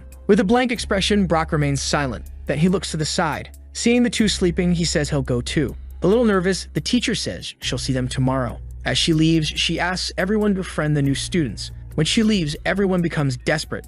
Suddenly, the two bullies wake up and stand. At that moment, Brock also stands, scaring the students in front of him. Looking at the big guy, Kim just watches. Then the bully approaches Victor and the protagonist. Seth remains silent, staring at him. But Brock does the same. Intervening, Victor says he'll let the two handle things, adjusting his backpack to leave. However, the big guy stops him with his arm. The size difference between them is huge. Irritated, Victor asks what he's doing. From his corner, the new student just watches the commotion. He smiles as it seems he's enjoying it. Sometime later in the school courtyard, with his hand in his pocket and irritated, Victor asks if he wants to fight. Replying, Brock supposes the teenager isn't stupid enough to do that. Reacting to this, Victor becomes very angry. Furious, he calls him a bastard and asks if now that Seth beat him up, he's an easy target. However, the big guy just stays quiet. Victor drops his bag on the ground, remembering how his previous fight with this guy went. He had a big advantage, and if it weren't for the teacher, he would have finished off the bully. Without thinking twice, he prepares for combat and calls Brock to attack. Cutting the tension, the big guy says it will be in the ring, concluding that gloves will be used. Confused, the blonde asks what he means by that. Explaining, Brock says he wants to learn boxing, and that he can learn properly if he fights against the blonde. This leaves Victor even more confused. At the same time, in front of the school, the protagonist walks. His classmate starts following him. Stammering, she calls out to her classmate. She's very nervous, unable to speak, and Seth asks if he did something wrong. Replying, Sophie says no, she just wanted to ask if he's free on Saturday, which confuses him for a moment. Handing him 2 tickets, she says she got 2 movie passes. Showing the tickets, she says she heard it's going to be a good movie. Excited, the hero accepts immediately, surprising the girl who asks if he's serious, and the boy confirms that he is. Reacting to this, she sighs in relief. While holding the tickets, she smiles, saying that's good. Watching her, the protagonist gets an idea. Suddenly, he asks if she's free today, asking if the girl wants to grab something to eat. Sophie remains silent because the invitation was unexpected, and the protagonist says he found a very good place. Then, she starts to smile. Excited, she says she wants to go and that she's hungry. Seth asks if she likes spicy food, and laughing, the girl asks who doesn't, asking if that place is really good, and the two continue talking as the sun sets. The hero's car arrives in front of the school. Someone walks over to the car while the driver waits. Then they knock on the door to get his attention. Seeing who it is, the driver starts to roll down the window and asks what will happen if the boss finds out. But the mysterious man says not to worry. It's the new student Jun Kim who says their boss is going on a date. Totally confused, Rodney doesn't understand what he means. Changing the subject, the student asks if he has a cigarette. Annoyed, he asks for a cigarette, saying pretending to be a student is suffocating. Irritated, the driver asks if he's crazy for wanting to smoke in a uniform. Looking down, he says the man is right. Laughing, Rodney starts to light his cigarette and Kim says he's really bad. While smoking, he asks how the school is going. Calmly, Kim says they're just kids. However, the driver says nothing can happen to the boss and the new student tells him not to worry about that. Showing a hidden blade in his sleeve, he says the driver already knows him. Later that night, in the boxing gym, Victor is fighting Brock. He punches while Brock defends, but quickly, the speed begins to increase. Brock continues to defend, but now with difficulty. While hitting, the blonde notices an opening and prepares to strike, landing a direct blow to the big guy's ribs, who feels a lot of pain, looking to the side. Without realizing, another blow approaches, this time near the face. With no time to react, he takes a left hook straight to the middle of his face. Victor is very focused on the fight. Brock starts having difficulty staying on his feet, which catches his opponent's attention. Confident, he asks if he really wants to continue the fight. The man remains silent. Opening his eyes, he asks if that's all he's got. Reacting to that question, the blonde becomes deeply irritated, to the point where his veins become visible. Throwing another punch, he says that Brock can't even punch properly. He continues throwing more and more punches as Brock stays on the defensive. Victor is already sweating from how much he's punching. Opening his eyes, Brock still stays defensive. Preparing for another hit, Victor says that the bully wanted to learn boxing and tells him to try hitting him. Aiming for his head, Victor tries to finish with a final blow. However, something catches his attention. For the first time, the man managed to dodge the punch. The two stare at each other, frozen. Trembling, Brock prepares to counterattack. He rushes forward with everything he's got. The punch approaches and Victor defends himself. After that, he steps back, walking until he hits the corner of the ring. Cornered, he prepares himself as the big guy gets ready to attack. Brock tries to land another blow, but Victor dodges by ducking. Quickly, he lands a perfect uppercut. After the punch, he returns to his stance, and the man just keeps watching. Annoyed, the blonde wonders if the guy will ever manage to hit him even once. Interrupting his thoughts, Brock asks what he's doing and tells him to attack. Hearing this, Victor becomes deeply irritated and calls him a bastard. The two rush at each other with full force. Meanwhile, in the movie theater, the potential couple is watching what seems to be an action horror movie. Sophie is trembling with fear. She grabs onto the protagonist's jacket. Cleverly, he places his hand over hers. Noticing the physical contact, the girl looks down. In response, she pulls back shyly while the boy just laughs. Sometime later, the movie ends. Everyone starts leaving the theater. Seth and Sophie are leaving the room as well. He asks if the girl liked the movie, and she says yes. In turn, the protagonist says he liked it too. Smiling, she says she's glad to hear that, and that she's heading home, but interrupting her, the new student asks if she doesn't want to grab something to eat. After the question, she seems confused, and the boy asks if it's not normal to eat after a movie, and if that's not how dates work. Stammering, Sophie asks if this is a date. Suddenly, he grabs her hand. Happily, he says he knows the perfect place. Inside the Sunshine building, they're in a restaurant. The girl starts looking around.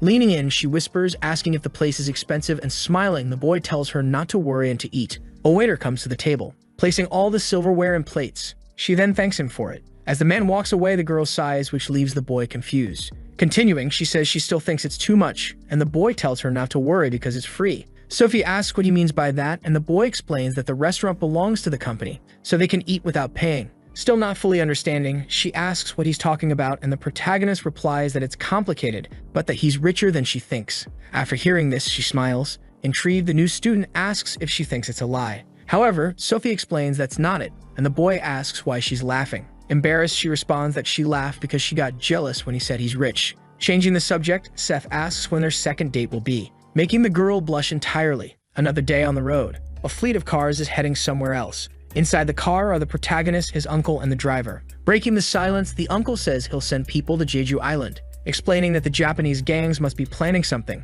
In disbelief, the boy says it's a school trip and that nothing will happen. After hearing the response, the man remains silent. The boy also stays quiet. Sometime later, the car stops. Stepping out, he sighs, saying he's leaving. But he stops and tells him not to worry because nothing will happen. Then he slams the door shut. He's walking near some houses. With his arms crossed, the man calls for the driver, ordering him to go with the boy. Confused, Rodney says Jab is already there. However, the uncle explains that he's already told the Jeju gangs to watch him, but that he'd feel less worried if the driver was there too. Following the order, Rodney says he'll do it. He gets excited, thinking about the idea of going to Jeju. Then they take the plane and go. Sometime later on Jeju Island, all the students are excited after arriving. The teacher appears behind one of them. Punching him on the head, she tells them to quiet down. She asks if they're all babies. Angrily, she orders everyone to get on the bus. After they board, the teacher asks if everyone is there and the driver confirms. Soon, the bus sets off. Some time passes, and they arrive at the Jeju Tourist Hotel. They begin to get off the bus. Among those on the trip are Sophie, Brock, Victor, Kim, and Seth. After gathering everyone, the teacher asks if all the students have disembarked. Flipping through a sheet of paper, she mentions that the class is on the 8th floor and that their names are on the doors of their rooms, giving them 1 hour to unpack. After her explanation, the buses start to leave. Inside the hotel, the students begin searching for their rooms. The new student finds his room door. In the same room will be Seth, Victor, and Brock. And with that, the protagonist says that they make a great team. Walking down the hallway, Kim mentions that he'll be staying in the room next to the boys. Entering the room, the hero says it looks nice. Suddenly, he claims one of the beds. In the background, Victor calls out to Brock, questioning why he took the big bed. But Brock asks if he has a problem with that. The two stare at each other. An hour later at Jusing Jolly, all the students are gathered, talking among themselves. Inside the bus, the teacher tells the students to pay attention to the correct bus as there are other schools and instructs them to return by 3 p.m. At that, several students begin to board. Seth is sleeping without a care in the world. However, someone calls for him, waking him up. It's Sophie, inviting him for a walk. Grinning from ear to ear, he accepts. Meanwhile, Victor is lying on the grass, resting. But something catches his attention. It's a group of students walking by. They seem to be heading somewhere. Seeing this, Victor gets irritated, calling someone a damn Chinese and saying they look pretty strong. Brock passes by them calmly. Elsewhere, Kim is smoking, but someone taps his shoulder, catching his attention. It's the driver, Rodney. They start talking and laughing. At the same time, Seth is leaving with Sophie, walking down a staircase while chatting, but someone steps in their way. The protagonist just stares at him. It's the Chinese students that Victor had seen earlier. One of them comments that Korean girls are beautiful and invites her to hang out. Hearing this, Sophie becomes very uncomfortable. Then the guy asks why she isn't spending time with them instead of being with this weak boy. Hearing that, Seth stays silent. Irritated, he asks what they're talking about. In response, the students remain silent. Without saying a word, the boy watches them with an expression of anger. Suddenly, Sophie steps in, surprising everyone. Speaking in Chinese, she asks what they want. This shocks the boy. Even the Chinese students are surprised to hear this. Continuing, she tells them not to give Koreans a bad impression of Chinese people because of their behavior. Smiling, one of them asks if she knows their language, and the other asks if the skinny boy is her boyfriend. Ignoring them, Sophie just turns around. Placing her hand on the hero's arm, she asks him to leave. Calmly, he obeys. Then the two begin to climb the stairs. In the background, the three mock them, leaving the protagonist deeply irritated. They head to a park. Surprised by the news, the boy asks if she speaks Chinese. Responding, she says that when she was little, she lived in China for a few years because of her father, and that she continues to study it to avoid forgetting. Impressed, he says that's amazing. However, he asks what they said. She replies, telling him not to worry because those guys didn't say anything important. Standing up, the hero announces that he's going to the bathroom. With a frightening look, he says he'll be right back. Then he starts walking toward the supposed bathroom. However, he arrives at that staircase from before. From the top, he calls out to the group, staring at them with a crazed look. Quickly, he jumps towards them with everything he's got. Sophie is sitting on the bench waiting. The boy returns, explaining that the bathroom was a bit far and she says it's okay, asking what they're going to do now. Pointing to another spot, he says the view is amazing nearby and invites her to go take a picture. Soon, they head there while laughing. A man arrives at the scene surprised. Seeing his colleagues lying on the ground, he asks what happened. Approaching one of them, he punches him in the head to wake him up, asking what really happened. Nervously, the guy says a Korean boy defeated the group. Irritated, their leader asks if he's not ashamed to lose to a Korean. He continues, saying they will catch this Korean now. Looking back, he orders his henchmen to split up and find him. Nearby, two students are walking together. Suddenly, something grabs their attention. Two Chinese students arrive, kicking and asking if they were the ones who attacked their friends. As one of them prepares to strike again, his colleague says it's obviously not them and tells him to keep looking. Wandering around, they find Victor sleeping. Confident in his find, the man says there's a Korean boy right here. The group begins to approach and surround the boy. Quickly, one of them kicks him. Waking up, Victor asks what they're looking for, but the man says it's probably not him. Standing up, irritated, he asks again what they're looking for. He questions who they think they're staring at. Smiling, he asks if they want to fight. Excited, the blonde begins to get up. However, the Chinese student tells him to sit back down. He keeps repeating it, but a fist approaches. He's cut off mid-sentence by a punch right to the face. Because of the punch, he crashes to the ground hard. His classmates surround him, and Victor asks what that guy just said. Elsewhere, Brock is sitting on the grass, looking at the scenery. Someone calls him, making him look back. It's a Chinese student asking if he was the one who beat his boys. Concluding that he looks pretty strong. Staring, Brock remains silent. Suddenly, the guy charges at him, throwing a punch, but the big guy blocks it. Still with his back turned, he blocks the punch by grabbing the opponent's hand. Trembling, the guy says nothing. Breaking the silence, Brock thanks him, saying he was starting to get bored. Gritting his teeth, the man calls him a kid. Preparing for another hit, he tells Brock to release his hand. But the big guy isn't fazed at all. He blocks the man's punch again. Quickly, Brock spins around, grabbing the man from behind. Irritated, the guy calls him a damn bastard. However, Brock starts squeezing him in a bear hug. He starts lifting him up with all his strength, and finally finishes him with a deadly Greek wrestling move. The Chinese students are stunned, watching the fight. Brock tells them to come at him, calling them damn bastards. A while later, several students begin heading to their respective buses. Outside, the teacher is noting down who is boarding. Several students are already on the bus, and the student who got beaten for no reason is still irritated. Seated in their spots, the future couple is laughing. Someone enters the bus, catching Seth's attention. The one who enters is actually Victor. This makes the protagonist curious. As he walks by, the blonde passes near their seat, then sits down behind the two. Brock also enters the bus. He starts walking, and the hero becomes confused as well. The two latecomers have arrived. Seeing them both, the protagonist stays quiet. Then it shows how Victor defeated his opponents, and the same happened when Brock faced them. Some time passes, and the couple continues chatting. Entering the bus, the teacher asks Sophie if everyone has arrived. Standing up and looking around, she checks. However, she says the new student, Kim, isn't there, and irritated, the teacher comments that she had warned everyone to return on time. Meanwhile, in that same place, Kim is smoking with the driver and the two are talking. Suddenly, a woman approaches, making the driver nervous. Turning his face, Kim gets ready. Quickly, he starts...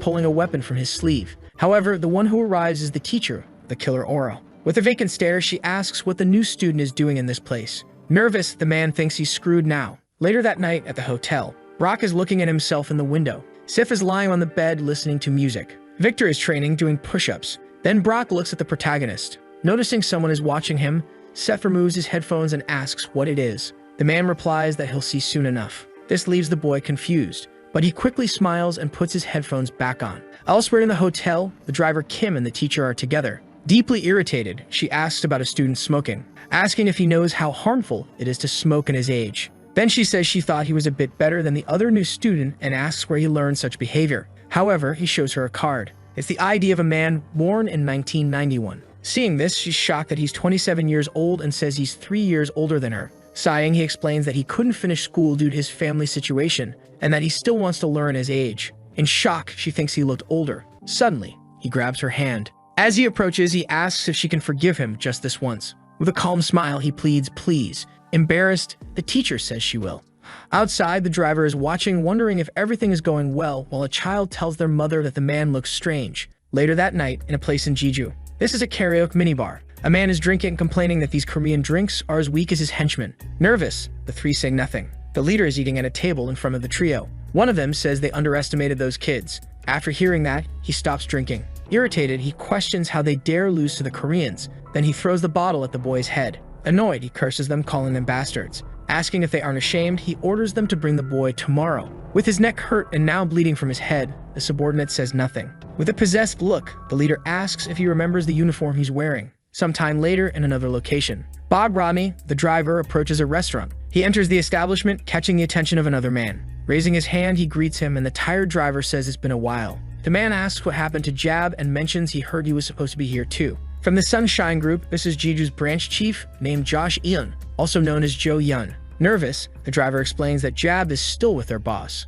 However, the man questions whether Jab isn't the head of the bodyguards, and Bob responds that they have other reasons. Cutting the topic, Joe suggests they eat first and asks for the table to be prepared. Seeing all the food, Bob is amazed. The man tells him to eat and mentions that it's Jeju fish, so Rodney thanks him. While eating, Bob is overjoyed by the explosion of flavors. Seeing this, the man is pleased too. Then he comments that it must be tough helping such a young boss, but the driver replies that it's not. The man in turn says he heard Derek brought the boy in. Bob says nothing as his mouth is full. Smiling, the man says there's something else. He mentions that Derek said he was beaten by the driver, which makes Bob start choking. Calming the situation, the man says it must be tough and that he should eat while he can. After eating a lot, Bob sighs, almost bursting. He thanks him for the meal. Then he says that it must be nice. The man doesn't quite understand what he means. Continuing, Bob says it must be nice living in a place with such good food. Hearing this, the man is confused. Suddenly, he begins to smile. Sighing, he says that Jeju used to be great, but now it's being invaded by the Chinese,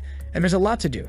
After hearing that comment, the driver remains silent. Explaining further, the man says the Triad is trying to invade their territory. Confused, Bob says he should notify Peter. Interrupting his thoughts, the man explains that it's not official yet and that they're causing trouble using money, but there haven't been any confrontations so far. Relieved, Bob says it doesn't seem like a big problem then. Arguing, the man says that in a way, he's right, revealing that the head of the Triad is here at this very moment. Rodney doesn't understand what he means by that. Joe says it's just a high school trip, and they notified him to keep an eye on things. Bob says their boss is also on the trip, and everything should be fine, so Joe argues that it's just a school trip and wonders what could possibly happen. Raising a finger, he asks if Bob doesn't want some drinks with sashimi, and excited, Bob explains he has to take care of the boss. With open arms, the man says it's just one drink and that all of his boys are thrilled to see him again. Awkwardly, the driver says it's fine but agrees to just one drink. Sometime later at the hotel, the buses start to arrive. All the students are gathering. Behind a wall, there's one of the Chinese students from that group. On the phone, he informs someone that he found the person and will follow them and report back on what happens.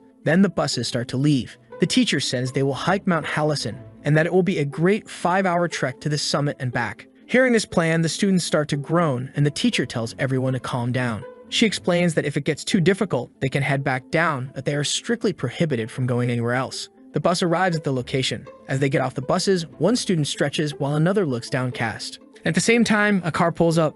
Inside, a man observes the students. On the phone, he begins relaying the location. After getting off the buses, the students start walking. Soon, everyone is having fun, including the protagonists, Sophie, and the other classmates.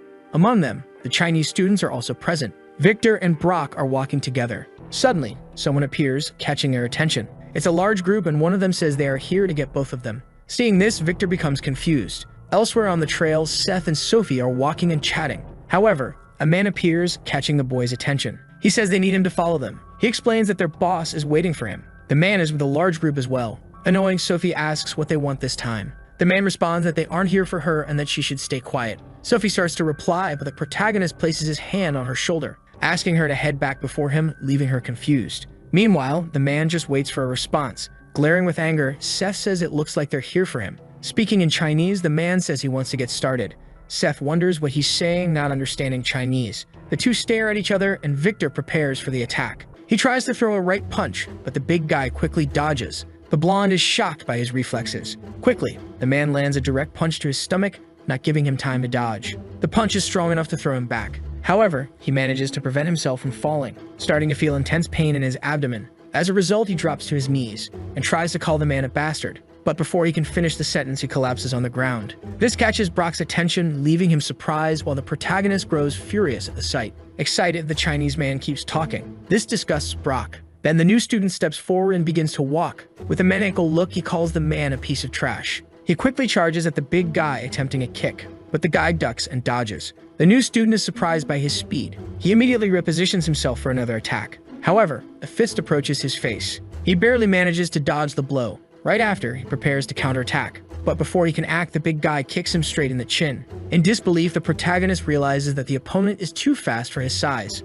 After the hit, the man shows a lot of excitement, while the new student readies himself to block the next attack. Deciding to jump back, quickly the big guy throws another kick. But this time, Seth manages to block it, sending him flying back. Even so, he stands firm in the fight. Seeing that he didn't fall, the Chinese man is surprised, and the protagonist comments that he's having fun. Elsewhere, Sophie runs to the teacher. Catching her attention, she begins to explain something, leaving the woman in shock. Nearby, two people are sitting and talking. It's Kim and the driver who are smoking while chatting, but they soon notice something happening. Looking back, the driver asks what's going on. Kim responds that it seems something is happening now. With that, the driver puts out his cigarette, saying he hopes nothing serious has happened. Both of them get up and decide to check out what's going on. In the woods, the fight between Seth and the Chinese leader continues. The hero tries to throw another punch, but the opponent dodges. Next, he attempts a counterattack with an open palm, but the new student manages to dodge again. The two continue fighting intensely, but neither can land a direct hit. Brock watches the fight in shock. The Chinese students also can't believe what they're seeing, as they thought their boss would have finished the fight by now. At one point, the Chinese leader attempts another strike, but it fails this time. Seth smiles, excited as he finally sees an opening. He quickly tries another hit, but the big guy dodges again. Then he starts spinning, attempting to land a hit. His fist comes closer and closer. He strikes the opponent's head with the other hand. However, the protagonist starts laughing. This scares the big guy. He's laughing because he managed to stop the blow by grabbing the opponent's arm. With a maniacal expression, he asks if that's all he's got. Meanwhile, Kim and the driver arrive at the scene and begin observing the fight. Kim is impressed by the intensity of the battle. Bob watches and comments that the fighter is very strong. Then Kim asks if he's really a student, and Bob responds that he almost beat Peter. The man is shocked, and the driver explains that it happened 2 years ago. Nervous, the man stays silent after the response. He then looks back at the fight and comments that the situation is getting complicated. Seeing his arm being held, the Chinese leader starts cursing in his language, calling the boy a little bastard. Quickly, he frees his arm and attempts an immediate counterattack, grabbing the protagonist's wrist. With his free hand, he prepares to throw a punch. Analyzing the situation seriously, the new student gets ready to strike back, but the big guy barely manages to block it. However, the protagonist grabs the opponent's jacket, getting closer and closer. Suddenly, Seth lands a powerful headbutt. The Chinese leader feels intense pain, starting to stagger backward. Seth approaches to finish the fight, but a foot comes near his face before he can deliver the punch. The new student merrily dodges by ducking. After hitting the ground, he somersaults backward to distance himself from the opponent. In shock, he doesn't understand what just happened. Staring at his new opponent, he asks who he is. It's a man wearing sunglasses who tells his companion that he's lost and should step aside. Deeply irritated, the big guy insists that he hasn't finished yet and orders the man to leave. The other man responds that he's already too injured and will have problems if he continues. Enraged, the big guy declares that he can't lose to a Korean. Opening his eyes, he realizes something is about to happen. The protagonist approaches the two, asking again who the man is. But the new opponent dodges the strike. Quickly, Seth turns back toward the big guy and lands another punch right to his face. Seeing this, the Chinese man in sunglasses is shocked. The boy prepares to deliver another blow while the big guy is on the ground, writhing in pain.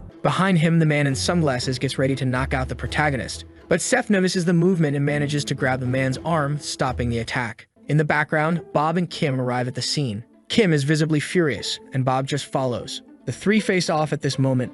Then, the driver begins pulling something from inside his jacket. It's some kind of strange weapon. Kim also pulls a weapon from inside his sleeve as he walks toward the adversary. Confused, the man with sunglasses asks who they are. The trio is now ready for the fight. Suspicious, the new student remains silent and looks at Kim. The Chinese man with sunglasses also stays quiet. Breaking the silence, the boy says this is a mess. Annoyed, he says that the two are making it look like he lost to that bastard. He then looks at the Chinese man with hatred. The man in turn gets a bit nervous. Without hesitation, the boy charges at his new opponent, trying to land another punch. But the man merrily dodges again. Quickly, the protagonist grabs his ponytail with his left hand, pulling his hair hard. Then, with his free right hand, he prepares to strike, landing the punch squarely on the Chinese man's face. The blow is so strong that he starts bleeding profusely and is thrown back, crashing to the ground. After the punch, Seth stares at him. Some time later, at the Sunshine Group headquarters, the uncle and the protagonist are sitting in the room in silence. The man recalls the hero's statement about not causing any trouble, but the boy remains quiet, listening.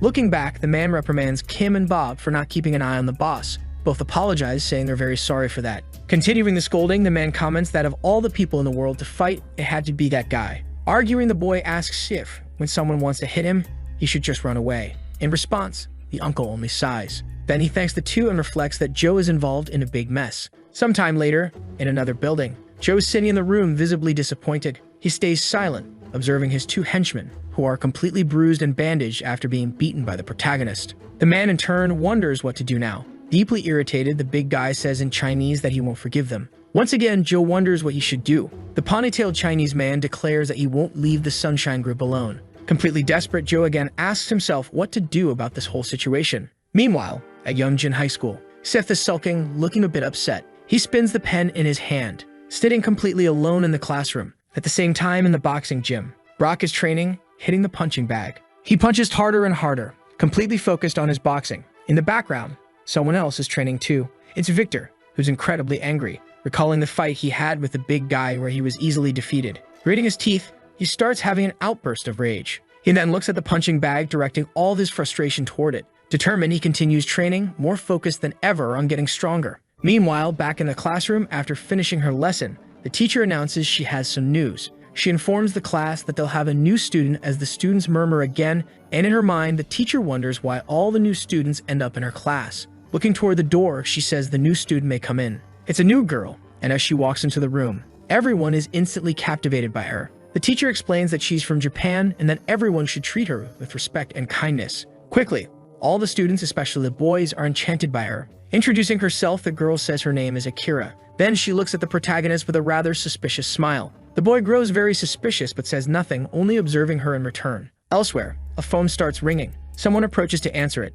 It's the leader of Santo Nikai, who, upon answering, asks how it went. The other line responds that the girl successfully entered the school. Happy, the man says to make sure she handles things quietly. He then thinks that if the boy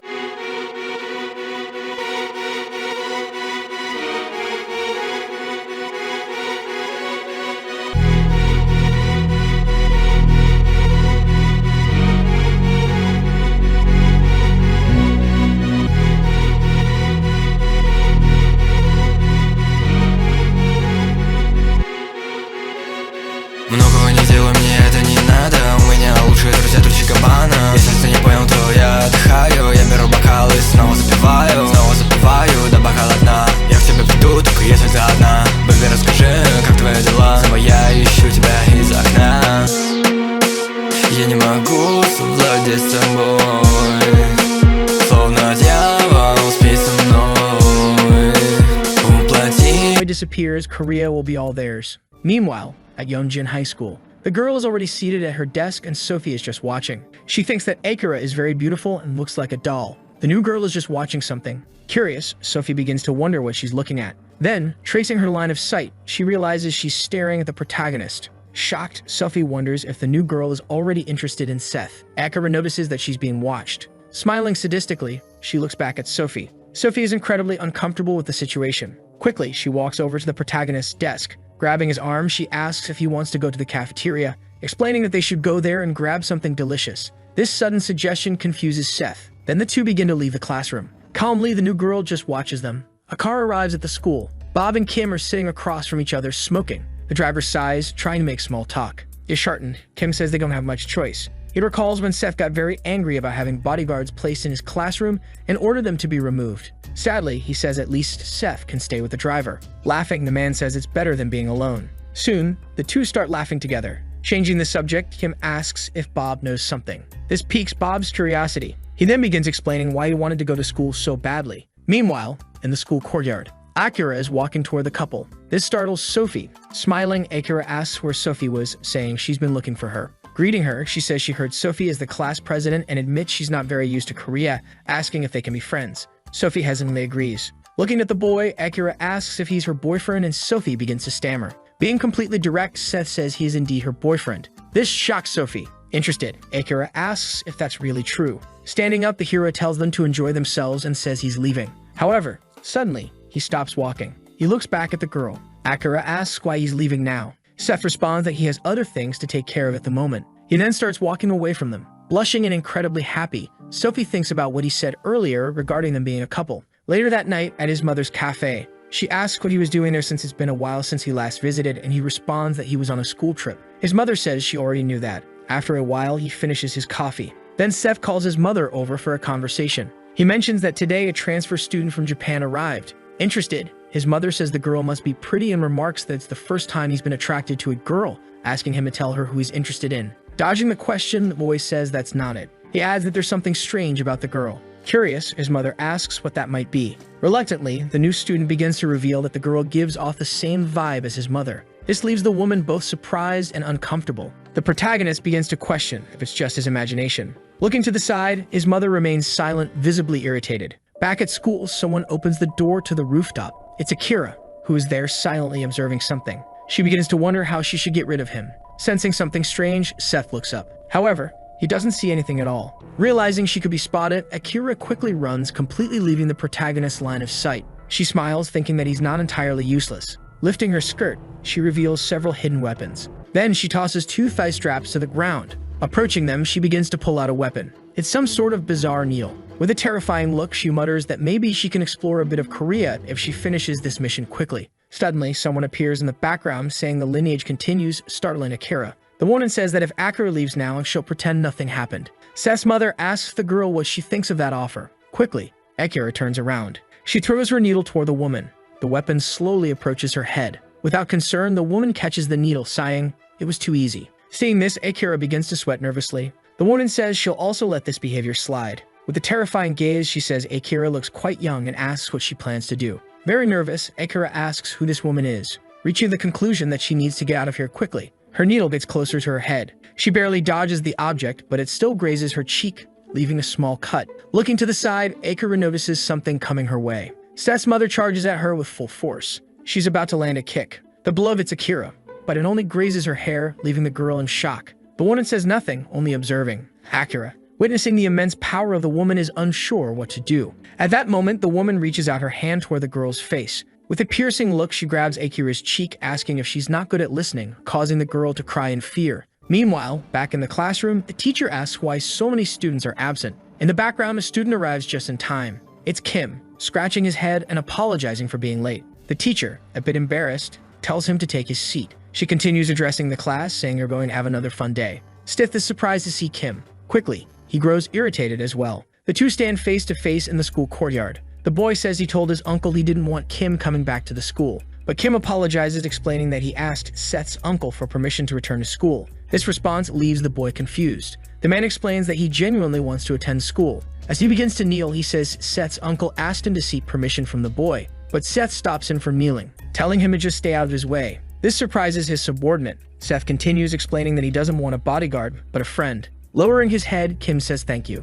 However, Seth grabs his jacket, telling him that if he's going to be so formal, he should disappear. Nervous, the man begins to sweat profusely. Then the boy tells him to relax. After the conversation, Seth begins walking away. The man just watches and eventually smiles. Back on the rooftop, Akira is very nervous. She starts to look behind her. The woman tells her not to even think about running. With a chilling aura, she orders Akira to take her to the leader right now. In the classroom, the teacher is explaining the lesson. In the back, the boy is just trying to catch some sleep. Later, he lifts his head. Bored out of his mind, the time slowly passes. The teachers switch, and the lesson continues. Finally, the day comes to an end. Seth is exhausted from the monotonous routine. He stands up to finally leave. In the background, Sophie watches him, worried about how he's acting. Outside, the protagonist heads toward his car. Bob welcomes his boss, asking where he'd like to go, and the boss responds that he wants to head to his mother's cafe. Sometime later, they arrive at the location. However, Seth sees something that leaves him slightly confused. It's a sign saying the cafe is closed due to personal reasons.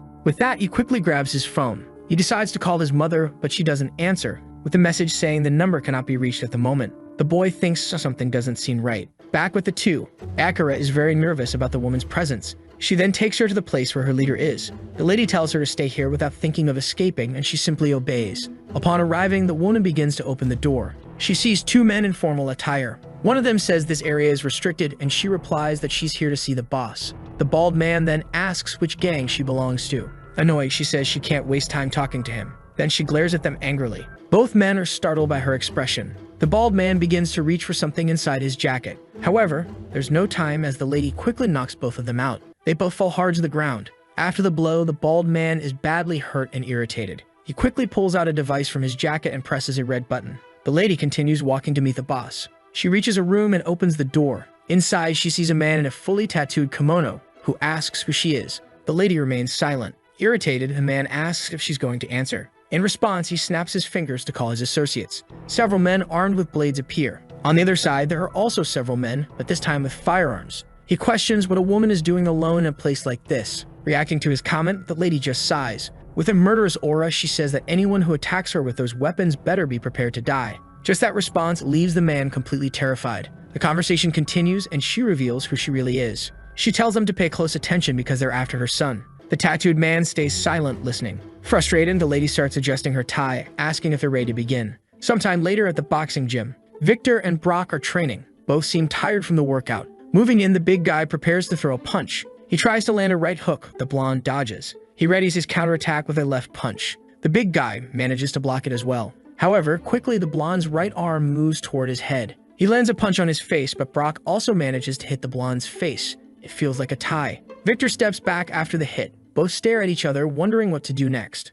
In the background, someone asks why they haven't gone to school. They both look curiously at the question. It's Seth, saying he missed them. He says it looks fun and asks if he can join. Both look seriously and say nothing. Brock starts taking off his gloves. Then he steps off the ring, drawing the attention of both. Confused, the new student asks if he's not going to fight. The big guy tells him to wait because he's going to beat him up soon. The boy just smiles in response. Then the blonde throws his gloves toward him, asking what he's doing and telling him to put on the gloves and get in the ring. He asks if boxing looks easy, just because he knows how to fight. Upon hearing the provocation, the boy just smiles back. Then he decides to pick up the blue gloves from the floor. Victor begins to explain that they'll do 4 rounds of 3 minutes each, and he'll make sure the boy begs for mercy. With the gloves on, the boy says they should get started. Inside the ring, the protagonist starts trying to dodge the punches. The blonde tries to land a left punch, but Seth dodges it with a smile. Victor prepares for another strike, aiming for a right punch this time. But the newbie dodges again. At this point, the blonde realizes something's coming. Seth tries to land another punch, but the blonde blocks it. In his mind, he wonders what this kid is. After the punch, the boy steps back. They're somewhat distant from each other in the ring. The blonde is starting to get out of breath. He questions why Seth is so strong. Staring at him, the hero remains excited by this. However, Victor begins to get angry, saying boxing isn't the same as a street fight, calling the boy a bastard. He quickly charges forward and the fight continues. Meanwhile, back at the dojo, suddenly a group of men goes flying, breaking through the doors. Seeing this scene, another group starts sweating nervously. She simply defeated several men around her. This left everyone very scared as she seemed to be just an ordinary old lady. One brave man charges at her with his sword. However, he quickly gets punched in the face. He falls hard to the ground, joining the others. A bald man also charges, shouting for her to die. Reflexively, the woman looks back. The bald man is holding a sword, ready to stab her. However, he ends up hitting something else. Shocked, he realizes he struck his companion instead. The lady had used one of the fallen henchmen as a human shield. Furious, she gets ready to punch again. But the woman's hand approaches his face. Without mercy, she strikes both of his eyes. With great force, she begins to push them, throwing the bald man to the ground as well. Without hesitation, she glares at everyone around her with a murderous aura. After that, she begins to stand up. Nervous, everyone starts to watch her carefully. Behind her, a man with a gun tells her not to move. Another one then starts to shout. He rushes at the woman with a blade. He tries to land a direct hit on her, but the woman dodges by ducking down. Quickly, she sweeps the man's legs, throwing him upward. In that moment, she notices the knife one of them used earlier. She kicks it. The knife is launched towards the man with the gun. With great force, it strikes him straight in the chest, piercing him. Meanwhile, the lady has already taken down another one.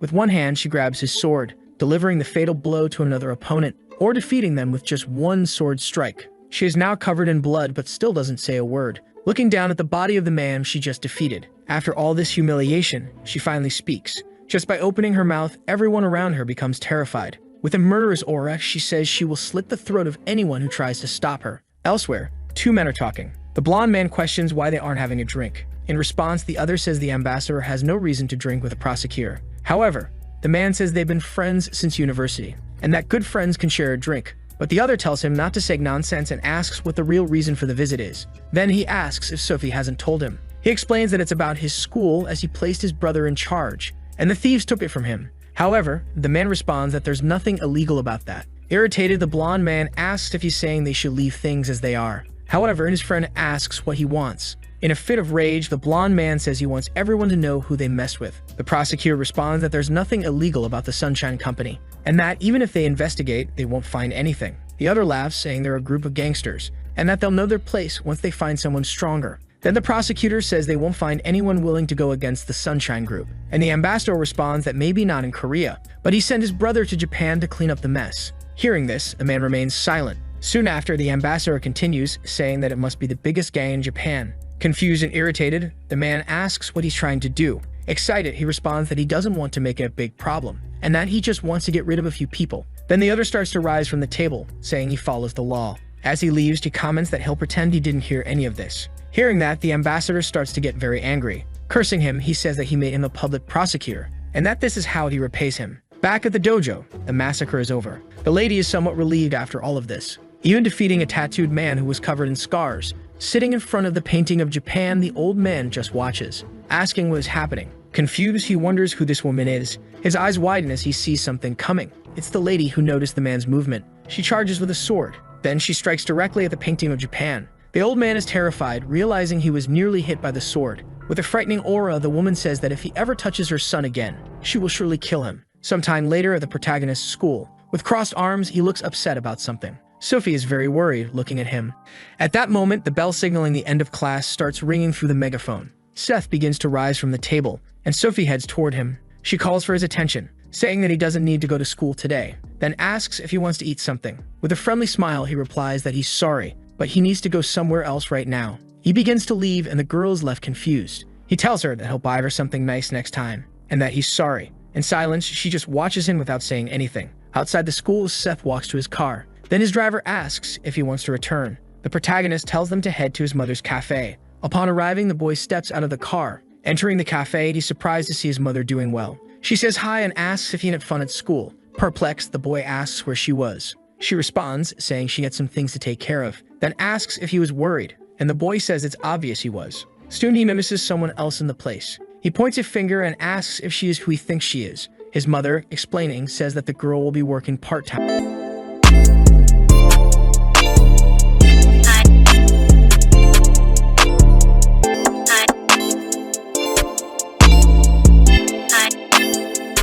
Тобою альфа и омега. С тобой бы уехал я на край света. Неважно, я в ресурсе или не был, но детка никогда в тебя не забыл. Она подумала, что кретин. Зайди в мои чувства, магазин, зин. И я опять курю никотин, чтобы понять, что я не один. Нет, не подумай, я не кретин. Зайди в мои чувства, магазин. Для своей души найди анальгин. Подарил тебе не один раз. Подарил тебе не один, два.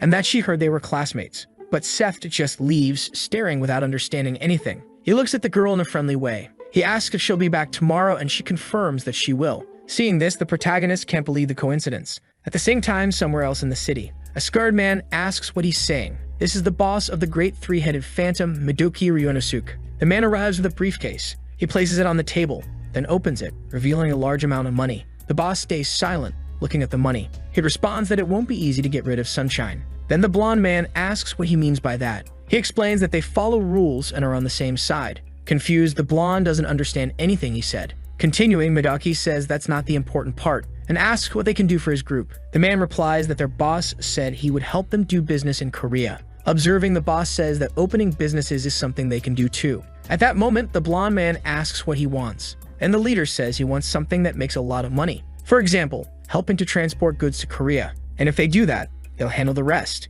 This response leaves the man shocked.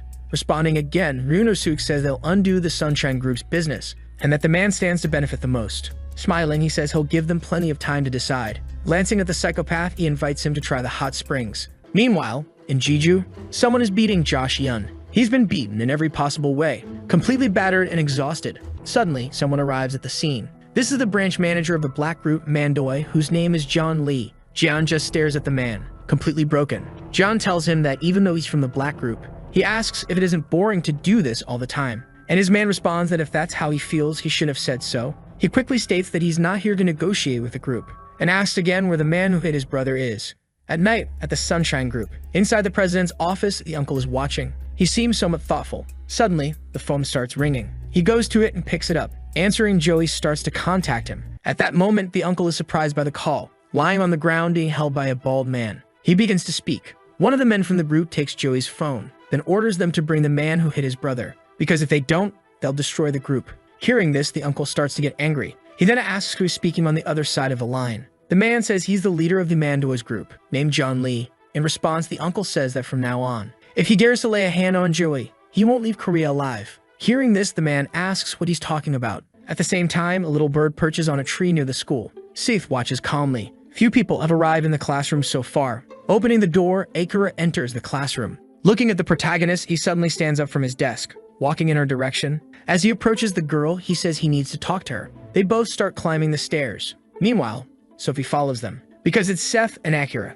and she asks where the two are going. She is hiding behind the door leading to the rooftop. Peeking through the crack, she says she should be following them. Annoyed, he asks what she's looking for. Nervous, Akira questions what he means by that. The protagonist explains that it's strange and asks how she ended up at his mother's cafe. The girl replies that it just happened. Not believing her, he asks if he looks like an idiot, asking what relationship she has with his mother. Cornered, she says nothing. and that alone irritates the protagonist a lot. Trembling all over, the girl begins to answer. Crying, she says it's because his mother is causing trouble. Still peeking through the cracks, Sophie is shocked. Besides her, the hero himself is also in shock. Appearing on the rooftop, Sophie calls out to the boy. When he sees who's there, he's also very confused. Meanwhile, back at the dojo, Ryugo arrives and opens the door. He wonders why no one is guarding the gang's entrance. Then he opens the door, calling for Ryujin. But he's shocked when he sees. Sitting on the ground, the old man is silent. As he walks in, the man asks what happened. Smiling, the old man questions what he's doing here. Ryunosuke responds that he has a favor to ask of the Chan gang,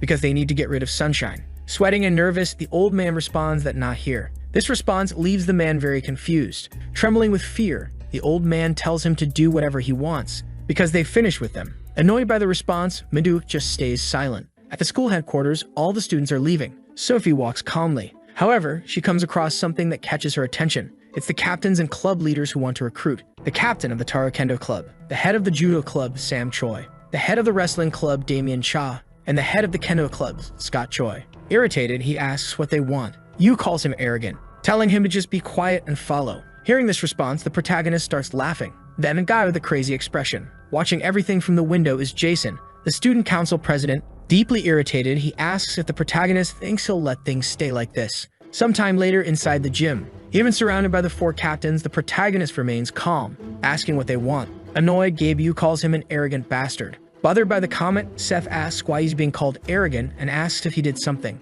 In response, the man says he has a big mouth and is acting arrogant just because he beat Brock. Entering the conversation, Sam Choi says things are quite complicated and that the upperclassmen hold grudges against the new student. With crossed arms, he reveals that there are rumors the upperclassmen are very scared. Unfazed, the boy asks if they're all going to gang up and fight. This makes you even more irritated, asking how the newbie dares speak to a superior like that. Changing his expression, he says he's warning them. If they keep bothering him, he warns that he might kill their superiors. He calls him a bastard. Suddenly, Scott steps in, telling his companion to wait. At this point, the protagonist is already annoyed. Smiling, the head of the kendo group says they won't attack together because they're not bad guys, suggesting that the newbie face him first. In response, the hero says nothing. But soon after, he's already on the mat. Scott says it's not safe to fight barehanded, saying the boy should understand that. With his hands in his pockets, the boy says it's fine because it's not the first time he's fought like this. Hearing this, Scott asks what he means. Deeply irritated, he states that the boy is truly arrogant. Suddenly, the leader charges at him. The wooden sword approaches his face. However, Kang dodges. Quickly, Scott changes the direction of the strike. The hero swiftly dodges by crouching down, now close to his opponent's legs. Excited, he just smiles sadistically. While the Kendo Club leader is struggling, someone is watching everything from the background. It's Jason, who curses the four of them as stupid bastards and says he told them all to attack the boy immediately. Someone appears by his side. Turning his face, the president is startled. Looking at Kim, he asks who he is. With arms crossed, Bob says this is the gym where the boss was, and that scares Jason. Continuing the conversation, Kim says that fights are always fun to watch. Confused, Jason starts to get even more irritated. Back to the previous fight. Kang manages to land a solid punch on his opponent, strong enough to break the wooden sword. After the hit, the opponent begins to fall. At that moment, the newbie senses someone coming.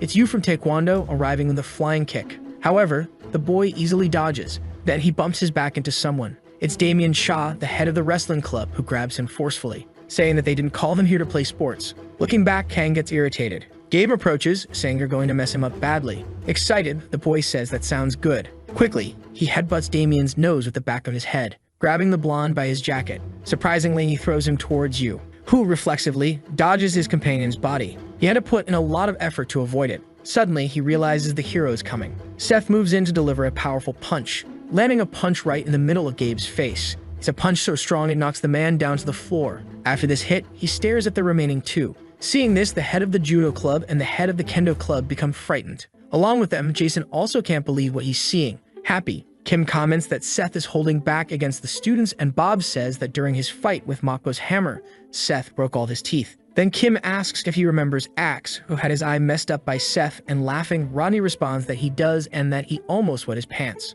Laughing hard, he says the boy basically destroyed Axe, and that he was just a bit smaller at that time. Recalling the story, Kim mentions that Axe used knives, but even that wasn't enough to win. Bob says he would have had to choose the right weapon, which surprises his colleague. While listening to everything, Kim begins to sweat. The student council president has a defeated expression on his face. Gabe Yu has been completely defeated. Seth looks down at his opponent. As he stares at him, he smiles like a madman. But he quickly changes his expression and looks to the side, glaring at the judo club head, who, after seeing all this, is extremely nervous and terrified. Trembling, he says he didn't want to fight the boy, but the newbie tells him to come attack already. Suddenly, he starts to sigh. With a terrifying aura, he warns them to leave him alone from now on. Then he turns to leave. However, someone calls his name and he stops. Turning around, wanting to know who it is, it's Kim waving for his boss, while the driver Bob looks concerned. Reacting to this, Jason gets nervous. Frightened, Rodney calls his partner a crazy bastard. Confident, he replies that he's just a classmate. They keep calling out to him. Kim thinks the president sent those guys and asks what they should do now. Instantly, the hero glares and remains silent. Avoiding eye contact, Jason gets even more nervous. Quickly, Seth responds that they should just leave him, as he's just an idiot. Patting the president on the shoulder, Kim says he's lucky because his boss is giving him an opportunity. Rodney assumes that Jason doesn't have the courage to fight against his boss. Soon after, they start to move away,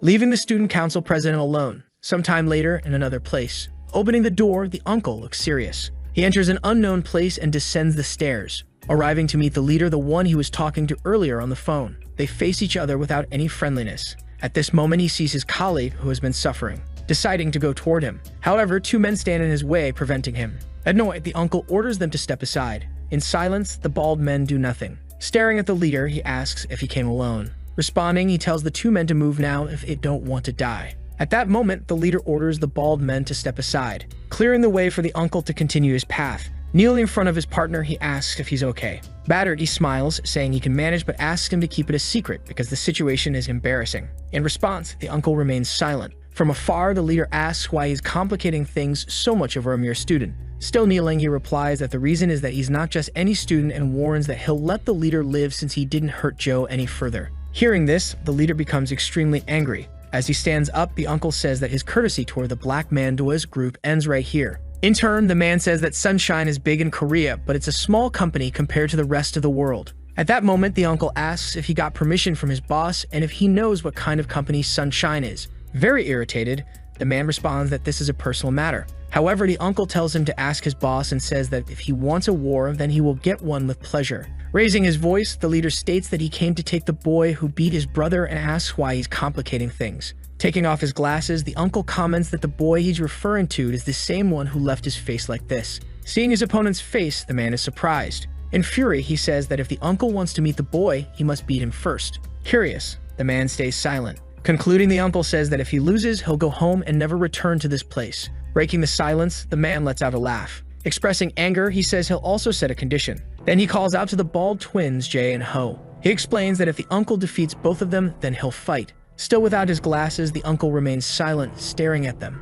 The bald men do the same. Suddenly, the two rush at him simultaneously. One prepares to land an open-hand strike, while the other gets ready to punch. They hit an open-hand strike and a punch to the stomach, respectively. But feeling no impact, the uncle just glares with hatred. Both bald men are shocked and scared by this. Quickly, a fist moves toward one of their faces. It lands a punch square in the middle of his face. With the force of the impact, the bald man is thrown backward. Agilely, the uncle shifts direction, grabbing the other bald man by the neck. With impressive strength, he lifts the muscular man by his throat, squeezing tightly. This terrifies the leader, who doesn't understand what's happening. With an expression of indignation, the uncle stares at the bald man until the end. However, he decides not to finish him off, throwing the man forcefully into the drawers. The leader then claps, saying the uncle is strong, asking if that boy really beat him. Standing up from the couch, he walks toward the uncle. The two stare at each other. With a fearless look, the uncle mentions the term in a you and chum, asking if the man knows what that means. Seething with rage, the uncle remains silent. Losing it, the leader shouts that it means there's always someone better than the best. Suddenly, he charges at his opponent, delivering an elbow strike, strong enough to push the large man backward. Pleased with the result, the leader laughs. However, he quickly realizes something is wrong. Seeing that his opponent is still standing, mocking, the uncle asks if that's all he's got. Surprised, the man wonders how the hit didn't even hurt. Then the uncle questions the saying better than the best, saying that's what they call a frog in a well. Suddenly, someone yells for them to stop. Both fall into complete silence. A man walks up to the two who are fighting. He respectfully greets the uncle, saying his boss sends his regards. Irritated, the leader asks why he's there. At that moment, the Chinese man Chun starts whispering. After hearing him, the leader gets even more irritated. Apologizing, the man asks for the uncle's forgiveness, and if permitted, they would like to leave, explaining that their boss will want to compensate for this incident. However, the man from Sunshine remains silent without responding. Changing the subject, the uncle says they won't be leaving now. As he exits, the leader makes it clear that he'll be back. The uncle then says that next time he comes, he'll kill him, and tells him to deliver that message to his boss.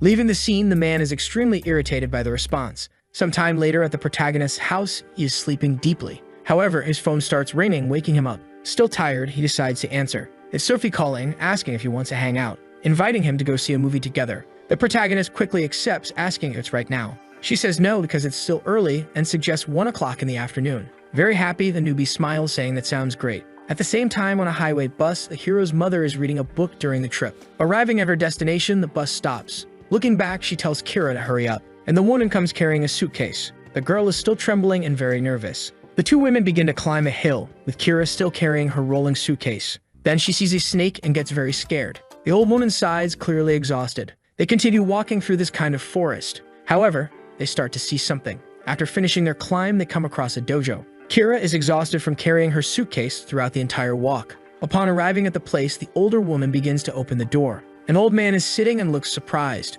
Bowing, she addresses...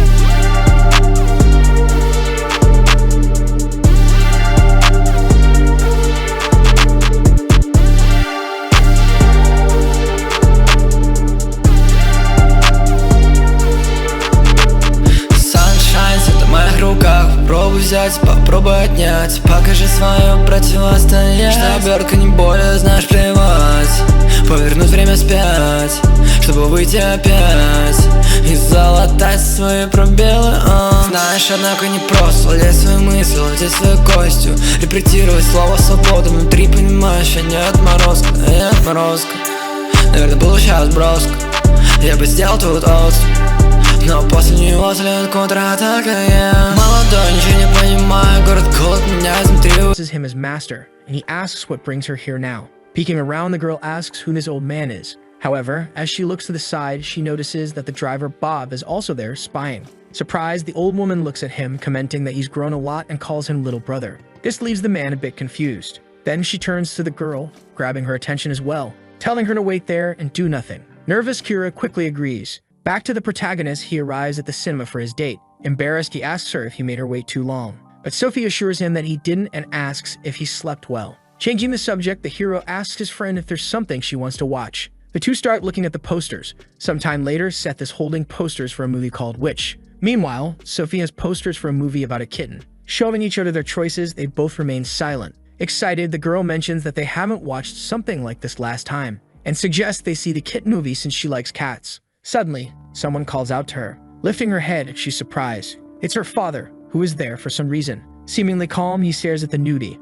who, in turn, has no idea what's going on. Curious, Sophie asks her father why he's here now. Then the man asks if they can watch the movie later and invites them to eat something. The three of them head to what seems to be a conventional restaurant. Sitting at the table, the father tells his daughter not to worry and to eat as much as she wants. Embarrassed, she asks why he's doing this. With a charming smile, he says he just wanted to meet his daughter's boyfriend. She asks if that's the only reason. In turn, the man says it's her first boyfriend and asks what could be more important than that. At that moment, she lowers her head and both go quiet. Seth notices something strange is happening. Her father stared at her with a very odd look. From afar, others could feel the tension at the table. Breaking the silence, the man suggests they all eat. A bit confused, the newbie agrees with the idea. Meanwhile, at the temple, Akira is sitting and waiting. A man walks past her, but the girl avoids eye contact. He tries to look from a different angle, but she turns her head away. Even as he leaves, she tries to see her face. Nervous, the girl asks what's going on. Soon, she notices someone approaching. It's that same man who came to see her again, already bothering her. Frightened, she asks where she is. At the same time, inside the temple, the old man says the girl outside has killed many. Then the woman says she has healing powers as well. Surprised, the man asks if that's true, and the lady says she was hoping to leave the girl in his care for a while. Annoyed, the man responds that he had a purpose. Arguing, she says that everyone has the right to protect the power they were born with. Mocking, the man says the one who said that is the same person who gave up being hair for a man. Hearing this, she remains silent. Bowing, she apologizes. Stroking his beard, he explains that she's the best in training in every way, and that no one is better than her, so she should take care of it. At this, the woman asks if he intends to send his student away from the temple. However, he questions how he could keep him in the mountains. Again, the protagonist's mother says nothing. Staring at her, he says she can go and he will watch over the girl for a few days. Receiving his positive response, she begins to rise. Thanking him, she bows to her master. Back to the meeting between the future son-in-law and father-in-law, both remain quiet at the table. Irritated, the newbie says if he has something to say, he should just say it already, mentioning that he didn't send Sophie away for nothing. In response, The father says that the boy knows what he does. This leaves the boy completely confused. Smiling, the father explains that what he does isn't that important. Getting irritated again, he makes it clear that the protagonist's identity is far more important. Sophie stays completely silent after the comment. Continuing, the father says he heard that Seth is the heir to the Sunshine Group and that 90% of Korea's companies work for his company. The newbie is somewhat surprised, but still says nothing. Surprisingly, the man says he won't reveal this to his daughter, which leaves Seth completely shocked. However, he explains that if his daughter stays with him, she could be in danger. At that moment, he pulls something out of his jacket. It's a photo, which he places on the table. The photo contains 3 individuals, and he explains it was taken at Incheon Airport. He comments that he's only helping for one reason and that this will be the last time. Standing up, he says that if there's even the slightest chance his daughter is in danger, Sunshine will disappear without a trace. After saying that, he simply leaves. Holding the photo, the protagonist looks at it. Something feels very wrong about this situation. Sophie arrives, noticing that her father is no longer there, and heads toward the newbie, who calls her over. At that moment, he crumples the photo so she can't see it. Curious, the girl asks where her father went. Trying to stay polite, Seth explains that her father said something important came up and he had to leave. Saying this, he hides the photo in his pocket. Completely irritated, she questions why her father embarrassed her, and then left, as now they can't watch the movie. Quickly, Seth suggests they go watch it now. Delighted by the comment, she asks if they really can, and the boy replies yes. Taking her hand, Sophie tells him to hurry. Both are very happy with the date. However, the protagonist still feels something is off. After the movie, they're walking and she asks if the film wasn't wonderful, to which Seth responds that it was good. At that moment, she blushes and starts to laugh. Then she says she can go home alone from here. Feeling very happy, she thanks him for watching the movie together. In response, the boy says he had fun too. Sophie says goodbye, telling him she'll see him tomorrow. They wave at each other. Soon, she heads home. Quickly, his ride arrives. Trembling, the boy grabs his phone. He decides to call his uncle. At the hospital, his uncle is watching over Joey, unaware of his phone ringing. He's staring at his companion, who is severely injured. However, it's impossible to see his reaction because of his sunglasses. The call goes unanswered. Frustrated, the boy calls for his driver. Throwing the crumpled photo to him, he asks him to identify who the people are. With great skill, Bob catches the photo, opening it and smoothing it out. Upon seeing the picture, he is startled and shocked. Not understanding, Seth asks if he recognizes these people. Bob confirms that he does. Very irritated, the newbie questions who they are. Beginning to explain, Bob says they are part of one of the biggest gangs in Japan, called the Three-Headed Phantom Gang, and that the people in the photo are the worst of the 3 heads, including the leader of the main gang. His name is Miduki Ryunosuke.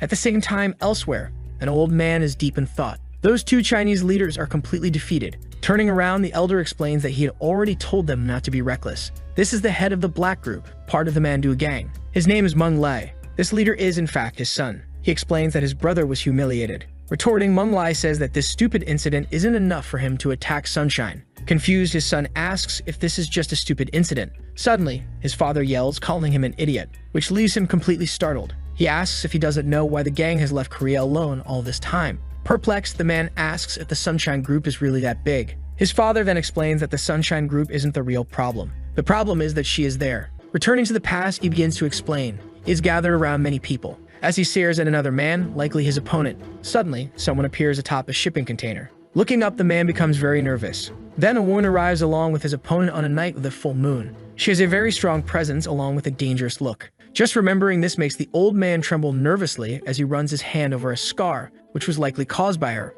After that, he begins pacing around the room, placing a hand on his son's shoulder, who was previously irritated. With a serious look, Meng Lei suggests that his son avoid stepping foot in Korea for now. This suggestion leaves his son very confused. After that, Meng Lei begins to leave the room. At the school, the big guy apologizes to his brother, saying it's his fault. But his brother reassures him that it's not his fault at all. Still feeling beaten and regretful, the big guy expresses his anger and says he'll do whatever it takes to get revenge, telling him to trust in him. The next day at school, Seth seems a bit troubled by something. He's sitting on the couch talking to someone. In his mind, he recalls his father-in-law's words. If there's even the slightest chance she's in danger, Sunshine will disappear without a trace. Remembering that phrase makes him extremely irritated. Someone is outside that room, just observing. It's the person who's been deep in thought. In a flashback, Bob tells Kim that some guys are following their boss and Jake isn't answering, asking Kim to keep an eye on Seth until Jake returns. Fidgeting with his weapon, the man thinks about this. Quickly, he gives a strange smile. Casually, he says he always does this. Back in the present, he continues watching his boss. However, the boy seems to have improved and noticed. Looking out the window, Seth comments that the weather is really nice today. Outside the school, 2 men are walking. Victor asks if he's alright and says he can handle it if he can't. Brock remains silent. Both have very serious expressions as they walk. Inside the school in the principal's office, he doesn't seem to be doing anything. Suddenly, someone starts knocking on the door, startling him and snapping him out of his trance. Opening the door, it's Brock and Victor. The former teacher, now the principal, is surprised by their arrival. The big guy gets straight to the point, saying they're here to ask for a favor. Back in the protagonist's room, the principal is calling through the phone. Hearing this, Seth is extremely confused. The same goes for Sophie, who also doesn't understand anything. Continuing the call, the principal tells him to come to the gym before lunch ends. Hearing this, the protagonist feels uneasy, suspecting something is up. He quickly gets up from his desk as the girl watches. She seems very worried about what might happen. However, the newbie keeps moving forward. With a murderous aura, he's deeply irritated, walking past Kim without saying a word. His subordinate, however, continues watching in silence. At the gym, the principal is also there and sees Kim arrive. All three observe the protagonist. Brock tells them to get started. Confused, the newbie says nothing, but he stares directly at the principal, asking what all of this means after all. Explaining, the man says the big guy wants a rematch and asks what Seth thinks of that. However, the newbie just continues to stare, giving no response. Intervening, Victor explains that Brock is just asking for a rematch and asks if Seth isn't the type to run from a fight. Smiling, he tries to provoke the boy. Seth smiles back, saying Victor is right. With a maniacal expression, Seth says it doesn't matter what the reason is. Kim heads toward the gym as well to see what's going on. He arrives to continue his observation in total secrecy. Meanwhile, the new student is stretching. This is right when the principal tries to hand in gloves. However, the newbie insists he doesn't need them, saying that wearing them makes it feel like they're playing a sport. This catches the principal's attention, as it is indeed a sport. He explains that there are rules. Seth tells him not to worry, as there won't be anything for him to be responsible for. Casually, with his hands in his pockets, he walks up to his opponent. Irritated, he says he's been waiting and lunch is almost over. Focused, Brock stares back, ready to start the fight. Quickly, he goes for the first strike. However, the new student has been patiently waiting for this very moment. He dodges with ease. Seeing this, the big guy is very surprised. Trying to counter, the new student also throws a right punch, but his opponent manages to dodge it. At that moment, the two stare at each other. Then they continue their seemingly ruleless fight. Elsewhere, a man in a trench coat and tie tells his boss that they found the person. His boss smiles, saying it's time for them to go, stating that they can't waste any more time. Back to the fight, Brock is very focused, charging forward with everything he has against Seth. Quickly, the boy lands a punch on him, completely altering the trajectory of Brock's strike. He's very excited about this fight. Swiftly, Seth lands a left punch on his opponent's face. The impact sends Brock stumbling backward, losing his balance. However, he still hasn't fallen to the ground. Seeing this resilience, the newbie is surprised.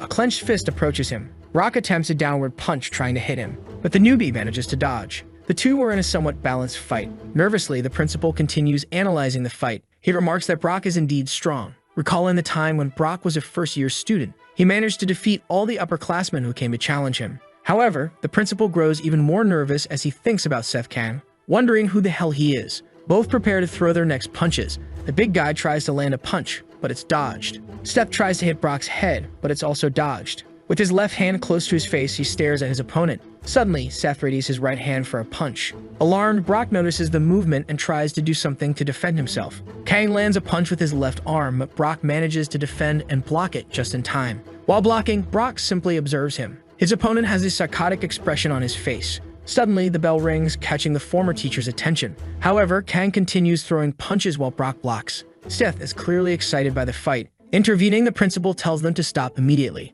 explaining that lunch is over and they should finish after class. However, Seth doesn't like that idea at all. They lock eyes and Brock is visibly exhausted. Turning away, the newbie begins to leave. Then he calls out to Brock with a smile and says that he'll hear from him soon. This statement leaves Brock shaken. In the background, Victor silently observes their fight. Though quiet, he's certainly nervous about what he's seen. Elsewhere, a man with a scar on his face is on the phone, saying that they're ready. On the other end of the line, the person says they'll take care of the rest, so there's no need to worry. Once it's done, they'll be generously rewarded. The gangster says it's time to get to work. He's sitting in the backseat, with his driver accompanying him. He's in a black car that looks a lot like the protagonist's. However, behind him is a fleet of buses. Holding a cigarette, he says they need to finish this job as quickly as possible. Sometime later at Incheon Airport, the defeated leader starts leaving, accompanied by his brother, who got beaten earlier, along with his brother's henchman, who also took a beating on the same occasion.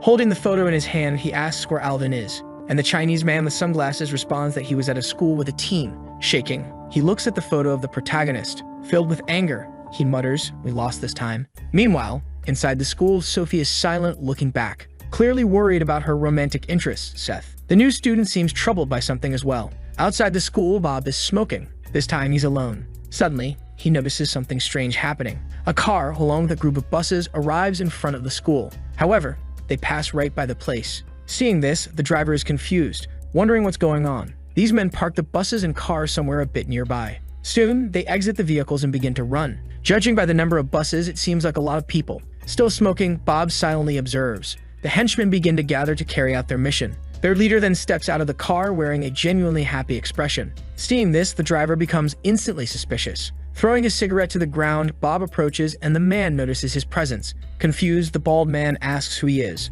but Ronnie remains silent. He stands face to face with the bald man along with many other henchmen behind him. Opening his mouth, Ronnie says, "Open up." Perplexed, the man asks what he's talking about. Quickly, the driver moves closer, grabbing the henchman by the shoulder. With a serene and calm expression, he begins pulling the man by his jacket, attempting to slam his head into the fence. The henchman begins to get nervous. Suddenly, Bob pulls something out of his pocket. It seems to be that odd weapon. Instantly, he readies his weapon for the fight. With his demeanor completely changing, he stares down the bald man. With great courage, he decides to leap forward, aiming to clear the fence entirely. While in midair, he ends up hitting his foot on the fence. Realizing this, he becomes anxious, falling headfirst onto the ground. The henchman ends up sprawled in the same way as the man.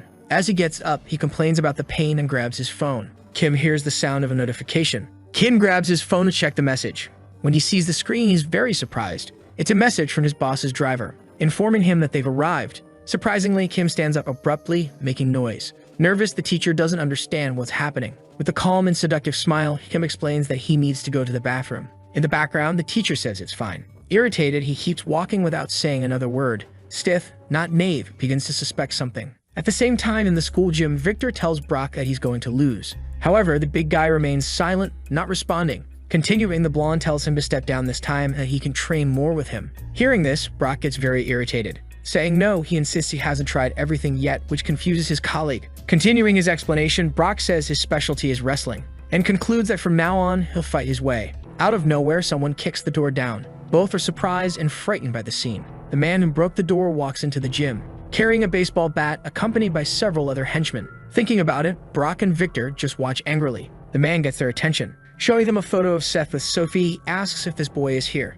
The man next to him says that obviously Seth isn't here and suggests they search elsewhere, and offers a reward of $10,000 for whoever finds him. The man agrees and they start to leave. However, one of the students calls out. Turning around, the man asks what they want. Brock asks why they're looking for that boy. Confused, the man with the Vegeta-like hairstyle doesn't understand the question either. Looking to pick a fight, Victor and Brock move toward the men. The henchmen are searching all over the school for the newbie. Many of them are gathering on the first floor. They begin splitting into smaller groups to make the search more efficient. One of the groups starts heading toward a staircase. However, someone shows up to block their path. It's Kim, the now loyal subordinate and friend. Annoyed, he asks what the three-headed phantom gang is doing here. One of the bald men asks who he is. Without hesitation, he replies that he's from Sunshine. Suddenly, Kim leaps into the air. Clearing all the steps in one bound, he lands in front of the henchmen. They're standing very close to each other. Kim comments that he could get expelled from school for this. Quickly, he stabs one of the bald men in the stomach with a knife. Then he gets ready to strike again. Without any mercy, he lands multiple stabs with his weapon.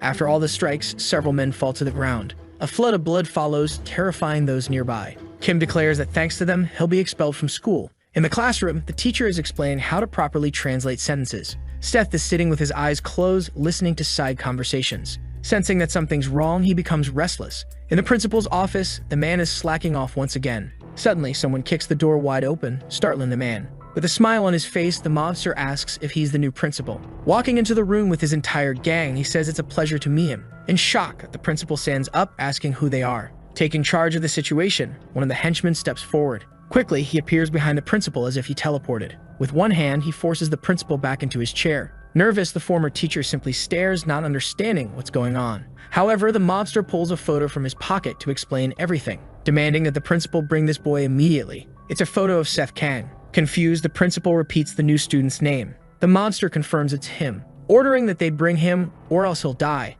The principal responds by saying he'll call the police. His trembling hand reaches for the landline phone. Smoking nonchalantly, the mobster asks if the principal knows what will happen if he does that. At the same time, in the Youngjin Jin School boxing gym, Brock asks again why they're looking for the boy. The man with the Vegeta-like hairstyle seems to have heard nothing. The two students remain silent. Suddenly, the man charges forward with the baseball bat, cursing. Without hesitation, Brock lands a punch right in the crazy man's face. Instantly, the man is knocked off balance. Without a second thought, Brock finishes him off with another punch to the face. Seeing this, the other henchmen are in shock. Even Victor is surprised by the strength of Brock's punch. Without fear, the big guy glares at everyone. The henchmen, armed with knives, rush toward the high schooler. Frustrated, Brock yells at them. He grabs one of their faces, squeezing it. Then he starts pummeling everyone around him. Seeing this, Victor gets nervous. He also joins the fight, saying he hates being dragged into this kind of mess. Soon, the two of them start beating down the thugs together like a duo. Back to Kim, who just defeated a lot of henchmen. The remaining ones are getting very irritated.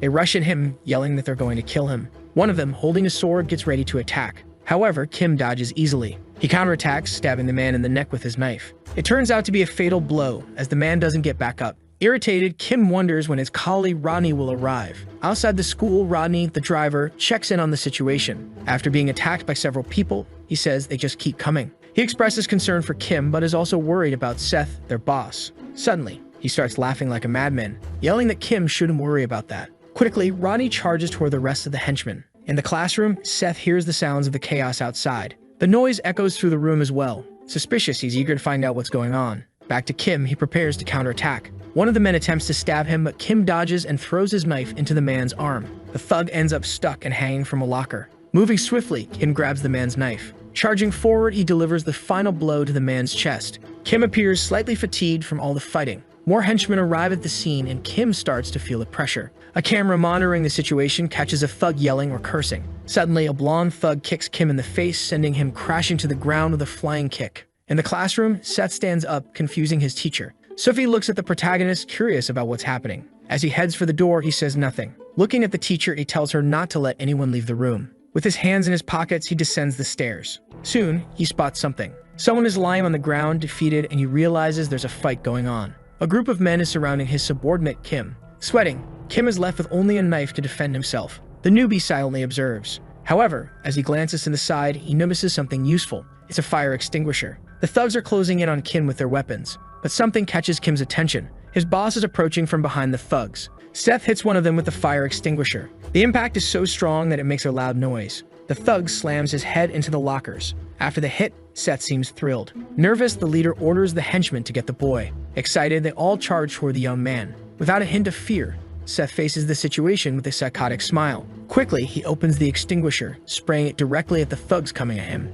As they can't see anything, he takes advantage of the situation, throwing the extinguisher into the middle of the smoke. Excited, he decides to jump into the fog. With the smoke covering everything, he starts beating everyone down. Without anyone noticing, he slips out of the smoke, heading straight for the leader of the operation. Grabbing him by the head with force, he prepares to slam him to the ground with all his strength. It appears to be a total knockout. Seeing this, his subordinate Kim is shocked. Annoyed by the situation, the newbie sighs. He calls for the principal and the man dials the police, asking what the emergency is. He explains that the school is under attack by gangsters. He says the school building is full of mobsters. Panicking, he asks if they can come quickly. Hearing all this, the mobster stares at him. However, the police operator starts explaining, saying that due to the election ceremony, there aren't enough officers available. Continuing, the operator says they'll send the closest police agents as soon as possible. They hand up on the principal, who's left in shock, repeatedly saying hello. His trembling hand realizes he's in serious trouble now. Ship, the mobster, simply smiles at him. Suddenly, one of his subordinates calls out,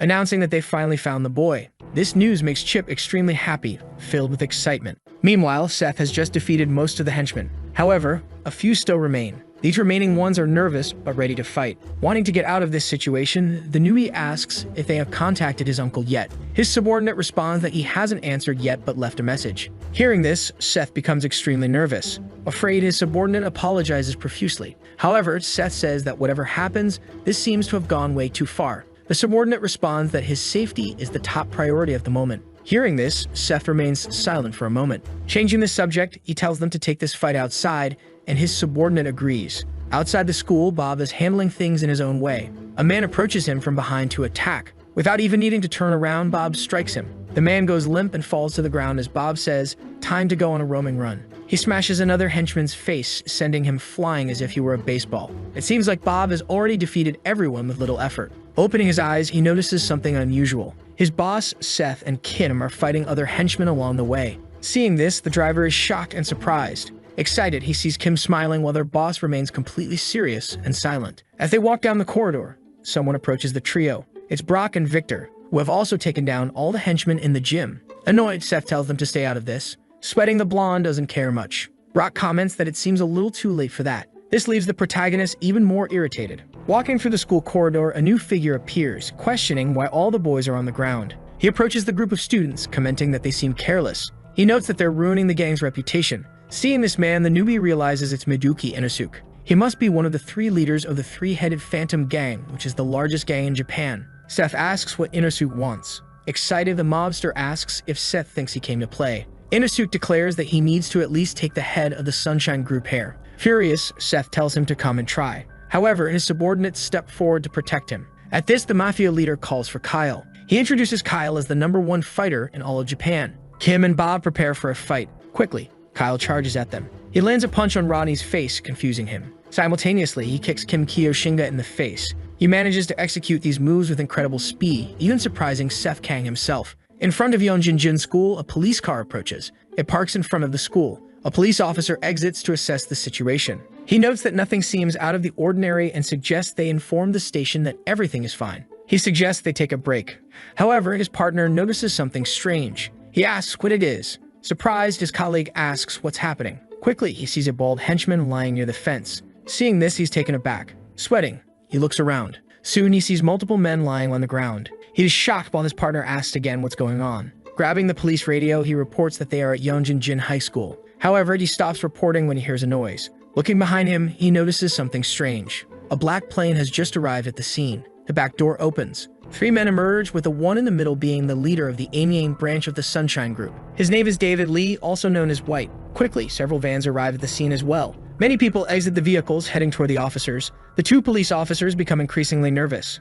The man asks if they arrived first. Stuttering, the officer asks who he is. White doesn't respond, only staring at him. But more cars arrive, apparently to provide support. A man gets out of one of the cars and approaches. This is the leader of the Sungnam branch, also from the Sunshine Group. His name is Jonas Youngjin. He comments that White has already arrived. Smiling, he flashes his gold teeth. White says it's the first time the big brother has called them in years. Jonas adjusts his tie. With a murderous look, he glares at the police officers without saying a word. On the other end of the police radio, someone asks what's going on. They ask if backup is needed. It's too many people for just a few officers at this point. White asks his partner if he should go in first. The partner responds that they should contact the big brother first. One of them notes that almost everyone is already at the scene. The Sunshine Group's diverse members are ready to fight. On the phone, White is speaking with the big brother. He informs him that most of the team is already there and asks if they can proceed. This big brother is Uncle Jake, who tells them to wait as he's on his way. Uncle Jake is aboard a helicopter en route to the school. Back at the fight, where the driver and Kim took a beating, the best fighter in Japan approaches Seth. The 2 lock eyes.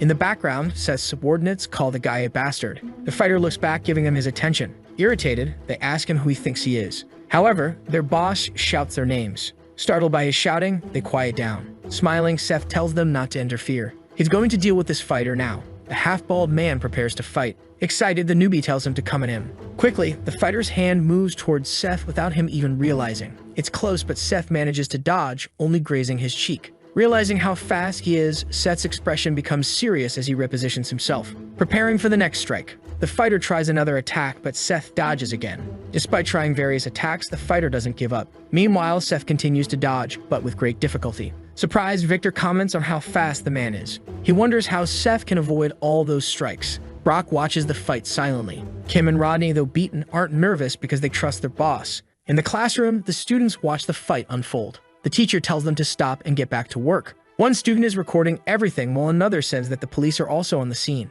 Annoyed, the teacher thinks these punks are a real handful. Suddenly, Sophie approaches the teacher, asking if she can join the group outside because she's worried about Seth. Confused, the teacher agrees. In the fight, Seth finally grabs his opponent's wrist, preparing for a counterstrike. His hand moves toward the fighter's face. Amazingly, the fighter dodges in a Matrix-style move as if referencing the iconic scene. Both of them back away at that moment. Seth touches his cheek, shocked by how close the hit was. He says, "This is going to be fun." The 2 stare at each other, preparing for another round. Suddenly, Seth charges toward the fighter. Excited, he smiles, telling them to bring it on. They approach each other quickly. Both prepare their punches. Both the fighter and Seth manage to dodge each other's attacks. Nervous, Seth notices his opponent's wrist approaching. In a moment of distraction, the fighter tries to land a kick. Seth ducks, evading the strike. Quickly, Seth prepares to throw a left punch, but the half-bald fighter dodges it as well. He gets ready to knee Seth in the gut. Reacting in time, Seth blocks the knee strike. The impact throws Seth back slightly. Confident, the fighter smiles. Excited, Seth smiles back, saying, "Now it's on." This statement leaves the half-bald man confused. Suddenly, they all hear something approaching. From the sky, Uncle Jake's helicopter arrives. It lands right in front of the school. This catches everyone's attention, including the mobster, who clearly knows who's coming. Someone starts to descend from the helicopter. That someone is Uncle Jake, arriving to assist. Several people begin moving as well. The area is now full of Sunshine Group subordinates. In shock, Victor asks what's happening. Uncle Jake steps ahead of the crowd. He bows to Seth, addressing him as Sir. Instantly, everyone present begins bowing as well. In the classroom, the students are confused. They ask what's going on and why everyone is bowing. The two police officers outside are also confused by the whole situation. Nearby, a group of Chinese gang members are on top of a building, but one with the ponytail asks his brother if it was Seth who defeated him. His brother confirms. Then the man asks if he thinks he can win if they fight again. His brother remains silent. Looking at his other partner, the ponytail guy comments that things have gotten a bit more complicated. He asks what they should do now. The man with sunglasses responds that there are too many Korean police officers around. He suggests they retreat for today as well. Smiling, he says he wants to see how everything turns out first, because it's gotten interesting. A voice suddenly interrupts, asking if it's really as fun as he says. Instantly, the three men turn around to see who it is. To their shock, it's Seth's mother standing in the middle of them. The man is stunned, realizing he hadn't noticed the woman's presence at all. With a terrifying aura, Seth's mother stares back at the mafia leader. After everyone arrives to help, Kang tells them not to interfere. However, Uncle Jake starts to protest, but Seth insists that he needs to win this fight fairly. Jake falls silent after hearing his response. Two men watch the protagonist through the security cameras. They comment that everyone fell into the trap like rats. Irritated, one of them asks his subordinate if he thinks Seth will lose. Jake responds that this is not the kind of situation they're dealing with, urging him to look around. Numerous men are already lying defeated across the school grounds, and many are down near the buses as well. Seeing all of this, Kang remains silent. His subordinate approaches the boss, politely asking to leave the rest to him and to stop things from escalating further. He tells Seth that this fight is his own, asking if he understands that. After hearing this, Seth remains silent and watches. Facing the mafiosos, Seth apologizes for keeping them waiting. He asks them to continue from where they left off. The half-bald fighter says nothing and looks back, noticing the arrival of more people. Overjoyed, the mafia leader orders him to finish off the boy. Obeying the command, the fighter charges towards Seth. Seth clenches his fists, preparing to fight. Quickly, the fighter closes in on Kang. Suddenly, a voice yells for everyone to stop. Both the hero and his opponent freeze at the shout. Everyone present is shocked by the voice. It's Seth's mother, who arrives, shaking up the scene. Everyone is left speechless by her appearance. The moment she arrives, the mafia leader immediately falls silent. She looks at a security camera without saying a word. Then she turns her attention to her son's subordinate. She orders him to take care of anyone who's injured. Jake, confused by her command, questions her intent. She concludes by telling him to escort the rest of the people out of the school. Jake tries to protest, asking what she means by this. Impatient, she sighs. With a murderous aura, she asks when he started questioning her orders. Seeing this, Jake begins to tremble, visibly nervous. Three men approach the woman.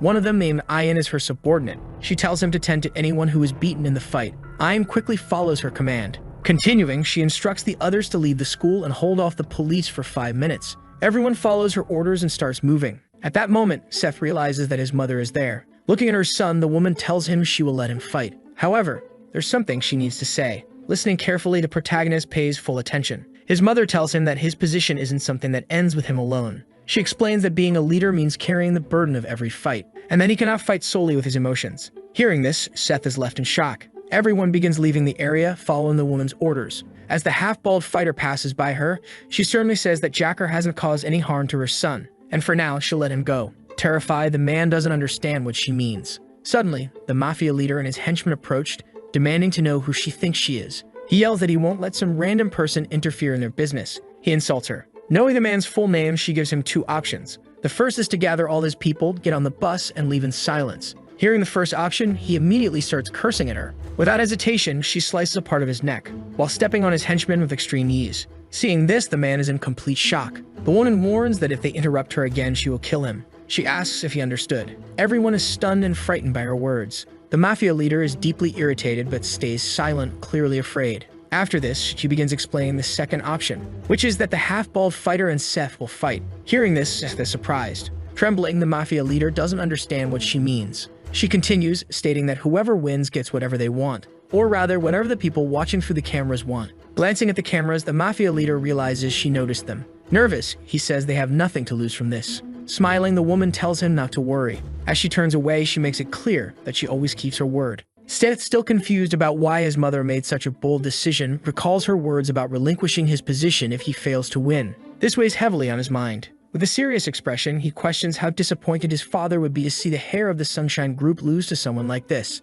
Hearing this, the young hero smiles maliciously, declaring that he won't lose. Inside the school, Sophie and her teacher are descending the stairs. Suddenly, they notice something unusual. Looking down, they see a bald man lying on the floor and wonder what happened. They continue down the stairs. Reaching the lockers where students store their shoes, they encounter several people lying on the ground. Both become extremely nervous about the situation. Sophie pulls out her phone from her pocket. In an attempt to do something, she dials the police. However, the teacher explains that they already called the police and should return to class. But someone answers the call. Sophie recognizes the voice and asks if it's her father. He responds, asking why his daughter is calling at this time. She explains that something happened at the school, that the police haven't arrived. She mentions that some gangsters invaded the school, which makes her father very worried. Instantly, he responds, "Daddy's coming." Nervous, the teacher suggests they hurry back to class. At that moment, several people enter the school. Sophie notices the arrival of some men. One of them, who belongs to the Sunshine Group, notices her as well. They approach the two girls. Frightened, the teacher asks who he is. Confused, the man doesn't respond. He kneels near a body and checks for a pulse. Suddenly, he opens his jacket, revealing several medical tools stored inside. Taking out a scalpel, he says the person is still breathing. Nervous, Sophie can only think about her boss, Seth. Meanwhile, outside the school, the Sunshine Group's subordinates are securing the perimeter. Kang and his opponent stand face to face.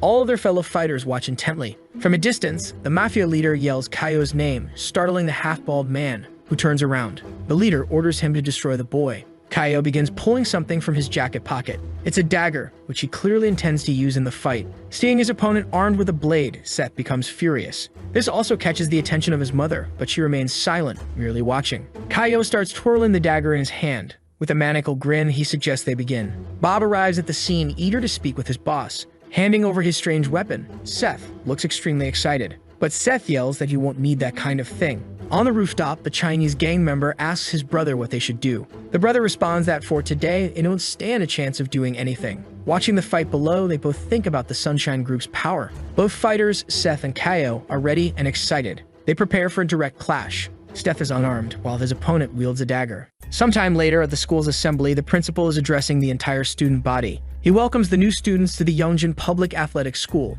Continuing his speech, he expresses hope that they can transition smoothly during their time at the school. Inside the school, students are chatting with one another. One of them is looking at something on his phone. Calling his friends over, he asks if they've seen this. One of them asks what he's talking about. The boy replies that it's the legendary school video. The video shows the fight between the protagonist and the half-bald man. In the video, Seth is landing a punch on his opponent's face, but at the same time, he's also getting slashed by the dagger. As they watch the fight, one student says it's fake, thinking Seth must be acting. Another student argues that it's 100% real, calling the first one an idiot. Quickly, more students join in, debating if it's 200 against 1, revealing a time skip. One of the students mentions that 2 years ago, Safe was the school's boss and took on the Japanese gang. Another student is skeptical, but the boy holding the phone yells that it's real. Suddenly, someone enters the classroom. Everyone turns to look at the person who opened the door. Introducing himself, the bald man says his name is J.K. Lee. He used to be the head of the school and says that donkey vloggers shouldn't believe in fake videos. However, someone else approaches. It's a man asking if Lee can step aside. Irritated, the bald man asks, "What did you just say?" The boy repeats his request, calmly asking the bald man to step aside. With a short temper, the bald man threatens, "You really want to die today, huh?" However, the boy remains silent. Another person arrives at the scene. It's a girl with short hair looking strikingly similar to Sophie, but with subtle differences. She orders the bald man to leave immediately. Both the boy and the bald man are taken aback by the girl's presence. Frustrated, the bald man starts cursing, asking who she thinks she is to be giving orders. He prepares to strike. Quickly, she grabs her weapon while her companion gets ready to fight as well. She hits the bald man on the shoulder with her weapon, while her companion closes in and delivers a punch to his face. Together, they execute a perfect combo, leaving the bully stunned and terrified. Meanwhile, one of the students is still watching the video from 2 years ago. In the video, Kim also makes an appearance. He had helped the protagonist back then as well. It's clear from the footage how much Kim has changed during this time skip. His appearance has altered significantly, with his hair now cut short. Judging by the number on his uniform, it appears he's been in prison. However, today is the day of his release. Feeling relieved to finally be free, he notices a car waiting for him. It's his colleague Bob, the driver, smiling warmly. Bob calls him a bastard and gestures for him to come over. Kim walks toward the car, ready to leave. As the back door opens, Kim is shocked to see who's inside. It's the protagonist, now much older. Bowing respectfully, Kim's subordinate says, "The boss really came." Smiling, the protagonist replies that he came to pick up his precious friend and thanks him for everything he has done. Kim brushes it off, saying it was nothing, and thanks the boss in return. The protagonist asks if Kim still wants to go to school. Back at Youngjin's school. Walking toward the school, the protagonist comments, "So, this is the place." He heads inside, remarking that the school seems fun. Meanwhile, in a distant location, a small bird flies through the forest, heading toward a dojo on the mountain. Inside the dojo, an old man kneels, holding some balls in his hands. Suddenly, he calls for Jin, who is sleeping while sitting upright. Hearing his name shouted repeatedly, Jin wakes up. The old man, already on his fourth yell, finally gets Jin's attention. Jin moves toward the elderly man, waiting for instructions. However, within seconds, Jin falls asleep while standing. At that moment, the sensei gets up and smacks Jin on the head with a wooden stick, calling him a brat. Reeling from the blow, Jin asks why the old man hit him. The elder responds, "Because I'm hungry." He continues calling Jin a brat and tries to hit him again. Confused, Jin doesn't understand why he's being punished, as he already finished chopping wood and filled the water buckets. Crossing his arms, Jin asks why he's being scolded when all of his chores are done. The old man falls silent but glares at him with a menacing look. Turning his back, the sensei tells Jin to pack his things. Shocked, Jin asks what he means. The old man reiterates that he should pack his things immediately. Still confused, Jin asks if he's being expelled. The sensei responds with another question, asking when Jin finished middle school. Counting on his fingers, Jin estimates it was about 2 years ago. The sensei says that Jin should at least try to finish high school. This revelation leaves Jin completely stunned. He asks for clarification, and the sensei explains that not only should Jin take the exam to skip ahead in high school, but he should also attend school. Jin, now speechless, remains silent.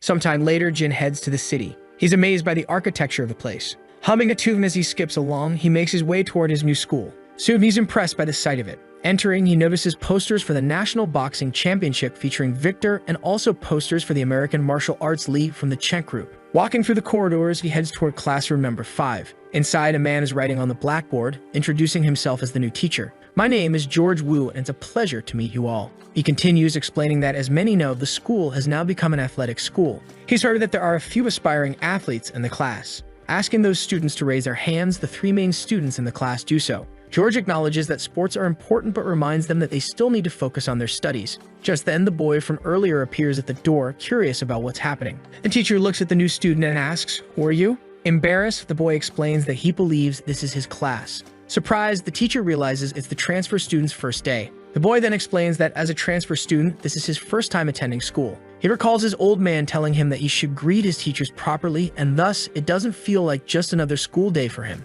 George, the teacher, walks toward him, stating that they need to check things thoroughly. He asks the boy to take his seat in the empty chair. Happily, the boy complies. As he looks around the classroom, he's a little surprised by everything. Introducing himself, he says his name is Jin and that this is his first time attending school. The class is shocked by this information, asking if it's really his first time. He confirms, explaining that he graduated by passing the exam to skip middle school. Hearing this, the students grow curious, while Jin smiles. He holds a piece of paper with something written on it. Glancing around to ensure he's in the right place, he heads toward a 2-story house. Confident that this is the right location, he rings the doorbell. The intercom grants him access. The door opens and he steps inside, spotting a woman. It's the protagonist's mother, who smiles and says, "You've arrived." The man is overjoyed to see his sister. She jokes that after all, he didn't get lost. With his arms crossed, he retorts that while he may have come from the forest, he's not stupid. His sister laughs, telling him he did well. She leads him inside as he removes his shoes. They calmly ascend the stairs. Curious, she asks how school was, and he responds that it was fun.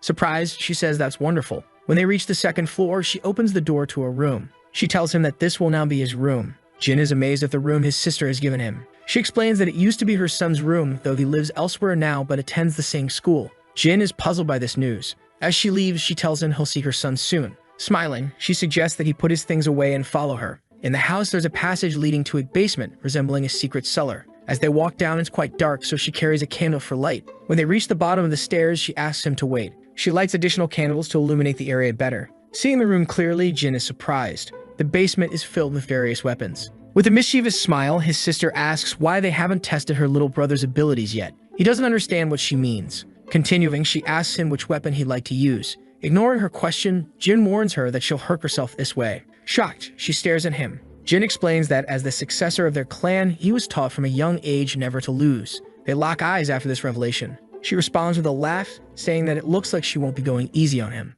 Meanwhile, back at school in a study room, the students are gathered around a large table. One student is missing. His close friend, Sophie Kim, who is now the student council president, is worried, feeling his absence. She explains to the gathered club leaders that she's called them together for one reason. Mike Ham, the new captain of the Taekwondo club, says he's exhausted from training and suggests speeding things up. Paul Kwok, now the captain of the judo club, agrees, adding that the boxing and martial arts club captains aren't present either because they're busy with competitions. After these statements, a heavy silence fills the room. Nervous, Sophie doesn't say a word. Suddenly, the door opens. It's Victor Chu, now the president of the boxing club and the reigning IBF Asian champion. He walks toward the meeting table, drenched in sweat from what appears to be a training session. Apologizing for being late, he smiles. Sophie smiles back, saying it's fine and that the meeting has just started. Victor pulls up a chair to sit down. However, Sophie quickly asks what happened to Brock. Victor explains that Brock has a competition next week, so he's been training for it. Surprised, Sophie asks if it's a new competition.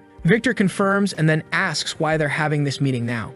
Sophie reminds him it's about recruiting freshmen who aren't involved in sports, questioning if he forgot about the freshman recruitment next week. Victor, a bit shocked, admits he did forget. Interrupting the conversation, Mike Ham, the president of the Taekwondo club, yells out. Annoyed, he commands they stop chatting and get to the main topic. Seeing this outburst, Victor stays quiet.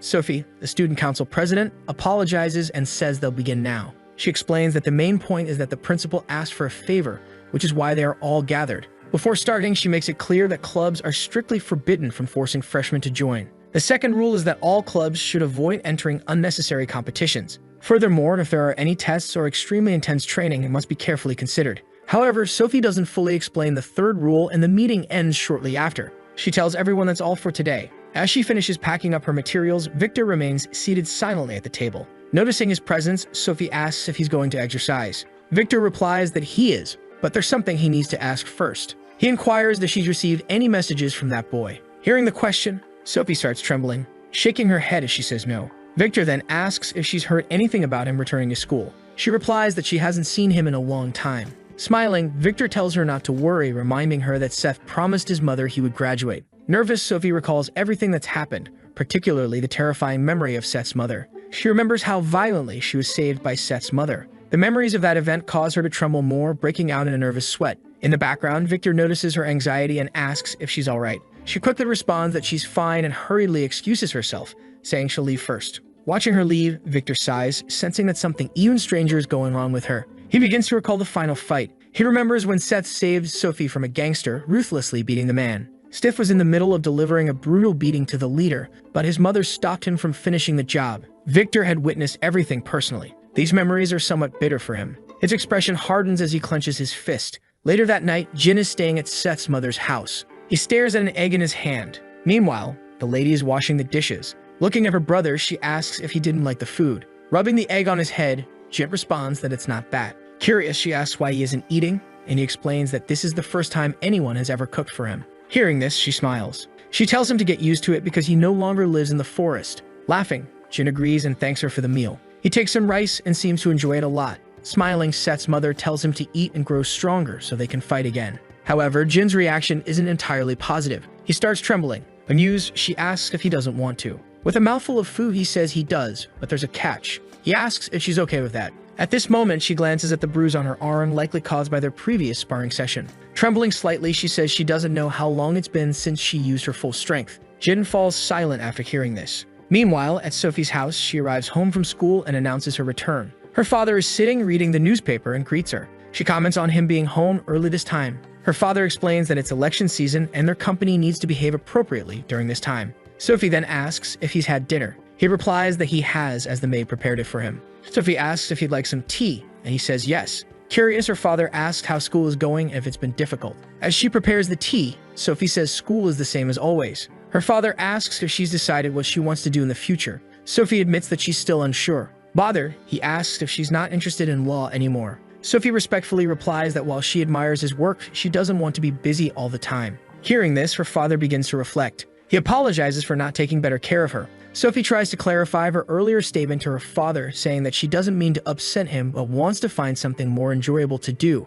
Her response confuses her father. She then explains that she's currently interested in studying sports marketing. She mentions how incredible Brock and Victor seem becoming world champions at such a young age. Her father remains silent for a while, just listening. Continuing, she explains that ever since their school became an athletic school, many talented students have emerged, and when she sees their passion, it stirs something in her. Breaking the silence, her father asks if she's thought about the consequences. His stern expression makes Sophie feel uneasy. He then explains that the company where Victor and Brock are now is controlled by the Sunshine Group. Sophie remains silent, absorbing his words. Her father, opposed to the idea, firmly states that it's an absolute no. He tells her that he won't allow her to get close to that boy, referring to Seth. Shocked, Sophie listens as he continues, saying she can do anything else, but he won't risk her being in danger. Sophie stays quiet, lowering her head as her father's protective stance becomes clear. The next day at school, Jin is walking through the entrance, bruised and sporting a black eye and a swollen nose. He wonders what kind of teacher he has that left him so battered. Suddenly, he notices a crowd of students and asks what's going on. It's recruitment day for various school clubs. From football players to karate members, everyone is trying to recruit new students. Excited, Jin thinks to himself that this is going to be fun. Behind him, a tall student approaches and politely asks for some space. Jin greets him, saying, "Hey, you sit next to me, don't you?" Shy, the tall boy bends down and nervously says hello. Curious, Jin asks if the boy is part of any sports club, since he heard that everyone at the school has to pick at least one sport. Embarrassed, the boy admits he's an athlete from the class. Confused, Jin asks what being a class athlete means. Suddenly, a bald-headed student approaches, demanding they move out of the way, calling them trash. Both Jin and the tall boy are stunned by the insult. Annoyed, the bald student asks them again, "What are you looking at? Do you want to get beaten up?" Jin, wearing an innocent expression, doesn't seem to understand. Repeating himself, the bald student tells Jin to move and stop staring at him. The tall boy, nervous, swallows hard and stays silent, sweating. Trying to be friendly, Jin asks, "Are you in our class?" "Nice to meet you, friend." This infuriates the bald student, who feels disrespected by being called friend. He grabs Jin's shoulder and, cursing, asks, "Who said I'm your friend? You're gonna die." However, Jin still doesn't fully grasp what's happening and says nothing in response. Leaning into Jin's ear, the bald student demands that he follow him. After that, the bald guy starts walking away. The tall boy is left utterly confused, unsure of what just happened. Jin, however, simply watches him go and then follows. Later, the two of them find themselves alone in a deserted area of the school. With arrogance, the bald student asks, "Do you know who I am?" Innocently, Jin replies, "Yeah, you're in my class. I saw you yesterday." Enraged, the bald student calls Jin a bastard. Confused, Jin doesn't understand why he's being insulted. Lighting a cigarette, the bald guy introduces himself as Jack Lee, the boss of the school here in Dong. He asks Jin if he's ever heard of him. Sincerely, Jin responds, "No, I haven't." Raising his eyebrows, Jack can't believe what Jin just said. Then Jin quickly reaches over and snatches the cigarette from Jack's mouth. Seeing this, Jack becomes furious. Smiling, Jin innocently says students shouldn't smoke. Jack, now on the verge of exploding, readies himself to punch Jin. He lunges at Jin, who remains perfectly calm. Jack throws a right-hand punch, but Jin effortlessly drops the cigarette and prepares to counter. Using just 2 fingers, Jin blocks Jack's punch, leaving the bully stunned that his fists couldn't make contact. Calmly, Jin says students shouldn't hit their friends while immobilizing Jack's punch. He then grabs Jack by his jacket, holding him in place. Extremely irritated, Jack starts cursing furiously. Suddenly, someone yells for them to stop. Both Jin and Jack turn around to see who it is. It's Henry Chang, the school's student council president. He calls out to them, accusing them of being bullies. Jin, puzzled, questions if he's really a bully because, in his mind, a bully is something entirely different from what he is. Desperate to clarify, Jin says, "I'm not a bully." Henry introduces himself, saying he's Henry Chang, the student representative of the school. Henry Chang, standing with authority, tells them that being around ensures they follow the school rules. He adds that he's also the head of the wrestling club, boasting that he placed 5th in the winter competition. He insists they shouldn't underestimate him just because he came in 5th, explaining that he only started wrestling last year. This leaves Jin even more confused. Henry then reveals that he's also the younger brother of the famous Brock Chang, which immediately intimidates the bald student. With a superior attitude, Henry asks the freshman if they understand now. The bald student lowers his head, admitting that he barely knew who Henry was. Watching all of this unfold, Jin is left completely baffled by the situation, especially since it's his first time at school. As Henry looks at Jin, he criticizes his bad attitude and instructs him to visit the student council room during recess. Pointing to himself, Jin asks if Henry is talking to him. Without responding further, Henry turns and leaves, the bald student following him, both laughing together. Curious, Jin wonders if this is what they call social life. Turning to the tall student, Jin asks if he was worried about him, smiling and saying, "You're a nice guy." Sometime later, at the J. Fox Boxing Academy's main building, Brock is training tirelessly. The academy's director is observing his practice. At the same time, Akireno, the executive secretary of the Sunshine Group, arrives at the academy. Seeing him, both Brock and the director become curious. The director asks what brings Akira there. Akira explains that the president wanted to know if Brock could stop by. The suggestion shocks the director, who reminds him that the competition is just days away. However, Brock responds calmly, saying it's fine, and asks Akira to tell the president that he's ready.